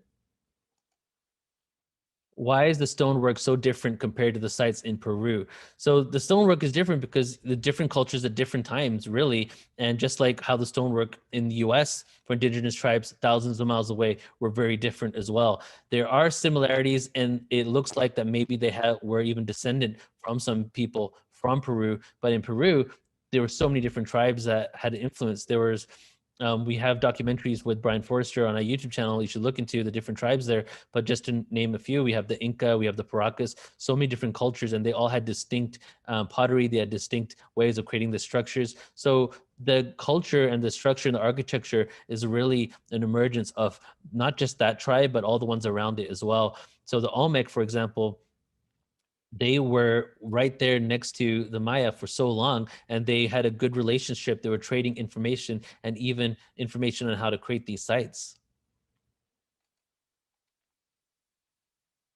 The cenotes are not hot springs. They're just regular temperature, like whatever the temperature is outside. I jumped into one. The weather there is almost always great. Like this is 1 month where it might be a little colder, but it's not even cold compared to where you're at, for example, Omar, in Canada, right? So it's just a little bit lower than body temperature, not too much. It's pretty easy to jump into in almost any time of year, but they're not hot springs and they're not heated, and there's no lava or underground volcano activity at all. The taste of the drink, right, it's bitter but delicious. That's the way I could explain it. So cacao, if you go to any grocery store really at this point and purchase some cacao and then put it in hot water. So put cacao in there and then put hot water in there, mix it, taste it. You'll taste the bitterness, but you'll taste good. And then add some almond milk in there if you want to, make it a little sweeter and make it just more neutral, not really sweeter, but more of a neutral taste. And if you have cacao drink with almond milk, some people can't even tell the difference between regular cocoa. If you add a little bit of something sweet to the cacao, it takes on that sweet flavor. One of my favorite things to do is banana with almond milk and cacao. Tastes like a chocolate banana milk, but it's 100% pure energy.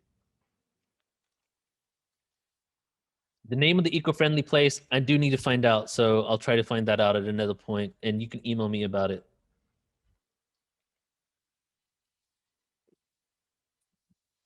All right. So Lotus is asking here. Please mention in context the human sacrificial aspects that applies to this talk. In historical retrospect and culturally going forward, it traces evolution and just more about it on light of Ascension teachings, purification, and the nonviolent movement and vegetarian. Do less harm to ourselves and to one other's lifestyle. I think it was considered ceremonial and appropriately performed spiritually, just to know a little bit about the topic. Yeah, that's going to, I didn't add that into here. There's a whole other topic that I would probably have to bring into another presentation. But yeah, and it didn't happen the whole entire time as well. And certain areas didn't actually utilize human sacrifice. So it happened at certain times. And now if we look at the history of why it happened and what occurred and what was going on and what kind of scarcity they had and lack and fears, you know, maybe specific people and emperors and kings felt that it was the way in order to bring the rain or whatever, but it wasn't the case for the whole 3,000 year span of the civilization. The hotel rooms are single occupancy. However, you have a big bed. It's not like most of these places are going to have like a queen or king size bed. So single occupancy. So when it's two people, that's why it's a little bit of a discount because you're going to utilize the same room, but we're really charging for the travel, the entering the destinations, the places, the separate hotel. So that's all been worked out in the price. That's for you, John. All right. So let's see here. Halima is saying, no question, just gratitude for your and Soul's fantastic efforts, sharing so brilliantly and generously with us. I've learned so much from you today. We send great blessings to you both, Jaime, and all of you, and all you're doing. Super love. Thanks. Hope to see you in the next venture. Thank you so much, Halima. Like, made my heart warm right there. Love you. Thank you. And Cody Scott is asking, was it aliens? And who built the megalithic sites underneath the smaller Mayan stonework? Okay. So was it aliens? I'm not going to say yes. I'm not going to say no. But from my experience in the world, a lot of things do connect to an extraterrestrial connection, right? Whether it was happening in that moment, whether thousands of years ago, right? The tribes of which the Mayas descended from had some connection to ETs, or if the Maya were channeling and connected to ETs, or if they landed, none of those, there's enough evidence for me to say that is the case, but I do believe there's some sort of connection there.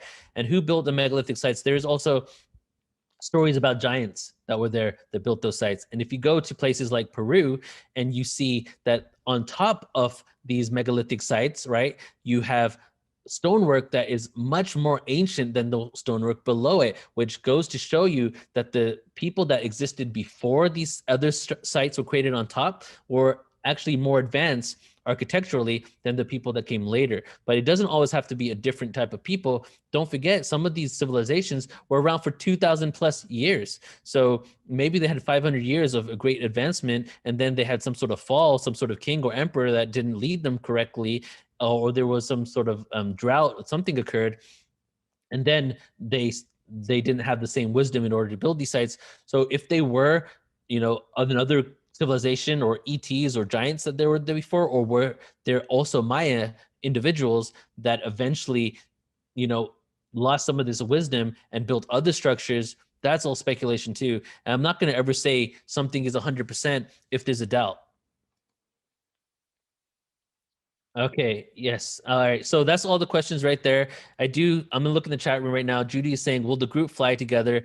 Yeah. So if you are in an area where other people are flying from, my intention is to have people fly at the same time because we're all going to get there at the same time anyway. So if you're coming from LA, I got a feeling that, you know, since we're in this area, there will probably be a few friends that we know in this area that will be flying out, and other people that are here, they'll fly together. But if you're the only person from Connecticut, you'll be the only person there. But we will time everything so that you can get there around the same time. My intention is to hopefully have you all arrive on November 17th around 1 or 2 o'clock in the afternoon so that you have time to check into a hotel. We'll arrange your Uber for you. So you get to the hotel. We got the hotel driver there waiting for you, has the sign up. You come out, you see it, get in the car, go to your hotel, check in, and then Soul and I will show up. probably give each other a huge hug, and then we're gonna go out and explore the town, and that's how the it's gonna begin. And yes, you can fly directly from Vancouver. No, you can fly directly from Vancouver to Mexico City, and then Mexico City will take you to Merida. That's how it goes. Normally, Mexico City is the stop off. Do I need a visa to enter country? No. If you're a Canadian citizen, you do not need a visa to go to Mexico. All right, everybody. I think that is it. Let me see here. I'm just taking one last look.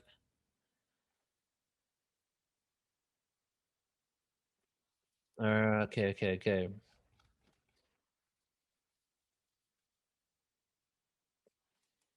You have a friend of Maya descent. Can you assume he's part alien? Well, I would say if you can assume your friend's part alien, I would say why can't you assume you're part alien too? You know, because I really feel that we all have DNA connected to the stars. All right, this is it, everybody. The final leg, the final chapter is about to not close, but is about to be done so we can create a new chapter. And I hope you guys enjoy this. It looks like you did. I'm going to end today with a spoken word piece. And I speak so much during these things that my voice almost always feels like it's going to go out at the end. And look, I got this thing online, which is a throat thing for computer IT people that speak too much on webcam, and it's literally like echinacea, but it's for your throat. It's just for it's like a but it's used by business professionals. It even has like business names on it and stuff. All right, so I'm gonna do a presentation, a spoken word piece here, a poem to close us out for the day. But before I do that, let's do what we started out with. We're going to just take a few breaths together and pay reverence. Because the reason why I do these presentations, and I really recommend you seeing my creation stories and ancient civilizations, because it's like a 3-hour storytelling of ancient stories and then drawing how they're all connected. Oh, all these stories talk about ETs. All these stories talk about the same ETs. All these ones talk about sound and frequency, right? So take a look at that, because my intention for this is to pay reverence for information that we do not know about these ancient cultures. So there's some information that we do know that I maybe didn't touch on because I wanted to concentrate on things that I'm finding and discovering with my wife. So it's really about paying reverence to our ancient story of humanity that isn't just of this planet, but really goes back into the galactic history of how we even got here in the first place. And this story of the Maya is just one of countless stories of our creation. And even there are stories that have probably completely been lost to time that we may never rediscover. Let's say Atlantis existed, right? Let's say what people are saying around 13,000 years ago was the beginning of the decline of Atlantis, but humans have been on this planet for much longer, going back to the land of Lemuria, Omu, and even further. So all these stories of our history have been lost to time, and it's okay because that's just part of the experience on Earth. It's not like we need to, we're losing something spiritually by not being sentimental about our past. It's not like you're losing. You can be completely present, focusing on this moment, and not know about the past, and not really be, you know, not doing anything negative by doing that, right? So when I say these stories, when we talk about these civilizations, or when we talk about creation stories and the rituals and sacrifices and wars that happened, this is all what has taken place to bring us to this moment. It is the drama of human existence, and to me, it's extremely beautiful. So what we're going to do right now is take a few breaths together and just keep in mind the whole of the Yucatan Peninsula, right? You can expand it to the earth, you can do what you feel, but we're going to expand it to whole the Yucatan Peninsula, and in this moment send our collective intention and vibration out to the peninsula, to the descendants there, to the history there, to the sacredness there, to whatever has happened in that area for that to even occur, and give thanks to the fact that we could sit here right now on this webinar and listen to information about the ancient past through images and videos. Like, how amazing is that? So okay, everybody, I invite you all now just to take a few normal breaths. Breathe in through your nose, out through your mouth.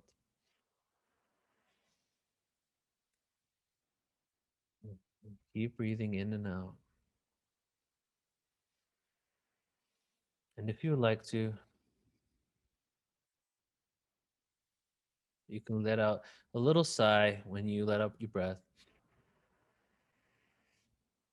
Ah.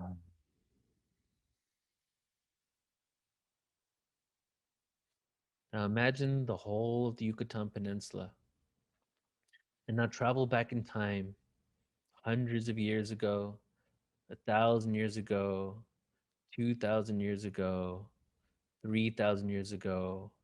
And as we go back in time, we see the population of our bird's eye view of the Yucatan increase and increase and increase till we go all the way back when there was around 20 million people living in this area. Thriving civilization with trade, interaction with other city states around them. See these beautiful pyramid structures, architecture that was utilized. And as we breathe, we cultivate gratitude in our hearts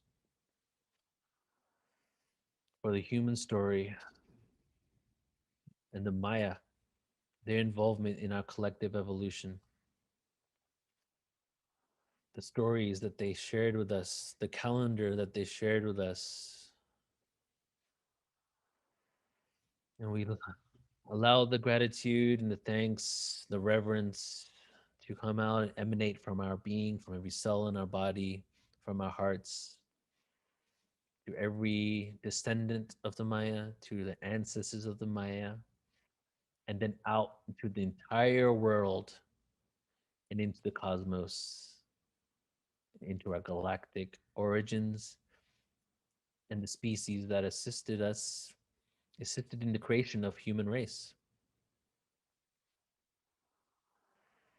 Take another deep breath in and let it out with a sigh. Ah.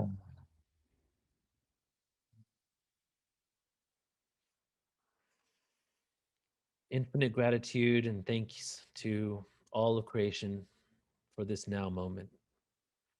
And so it is.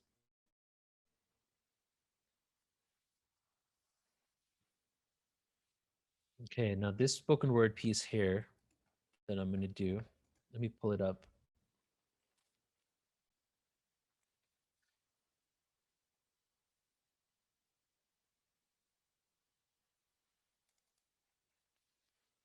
This one's called Secret History. I'm going to do 2 spoken word pieces and we're going to call it a day.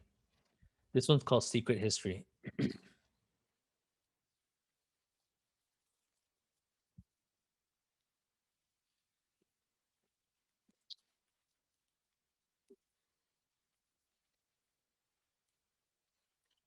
Secret History. It's the perception of mind, intertwined with the channeled find of adolescence redefined cosmic knowledge of why we exist in a matrix-like environmental delusional, confused by all my thoughts manifest in dimensions that only exist in my mentality. That is hard to believe. Close your eyes and you will see vibrations of synergy, anatomical chronicles of rules and laws. Find the meaning for a truer cause, mind over matter, ancient druid, matter over mind. We give meaning to objects in materialistic ways. So we no longer embrace our internal world. Look within and realize there is no good or evil, and sin to me never calls. Jump down the rabbit hole and free fall. Spread knowledge to all. Do not convince, only guide the spirits with angelic intentions. When we realize the nature of reality, you will be mentioned in my eulogy. Gases that we cannot breathe, ancient artistic interpretations of peoples and trees, concentrated on gods that we now question. It's the only life lesson. Welcome to the revolution called Ascension. Welcome to the revolution called Ascension.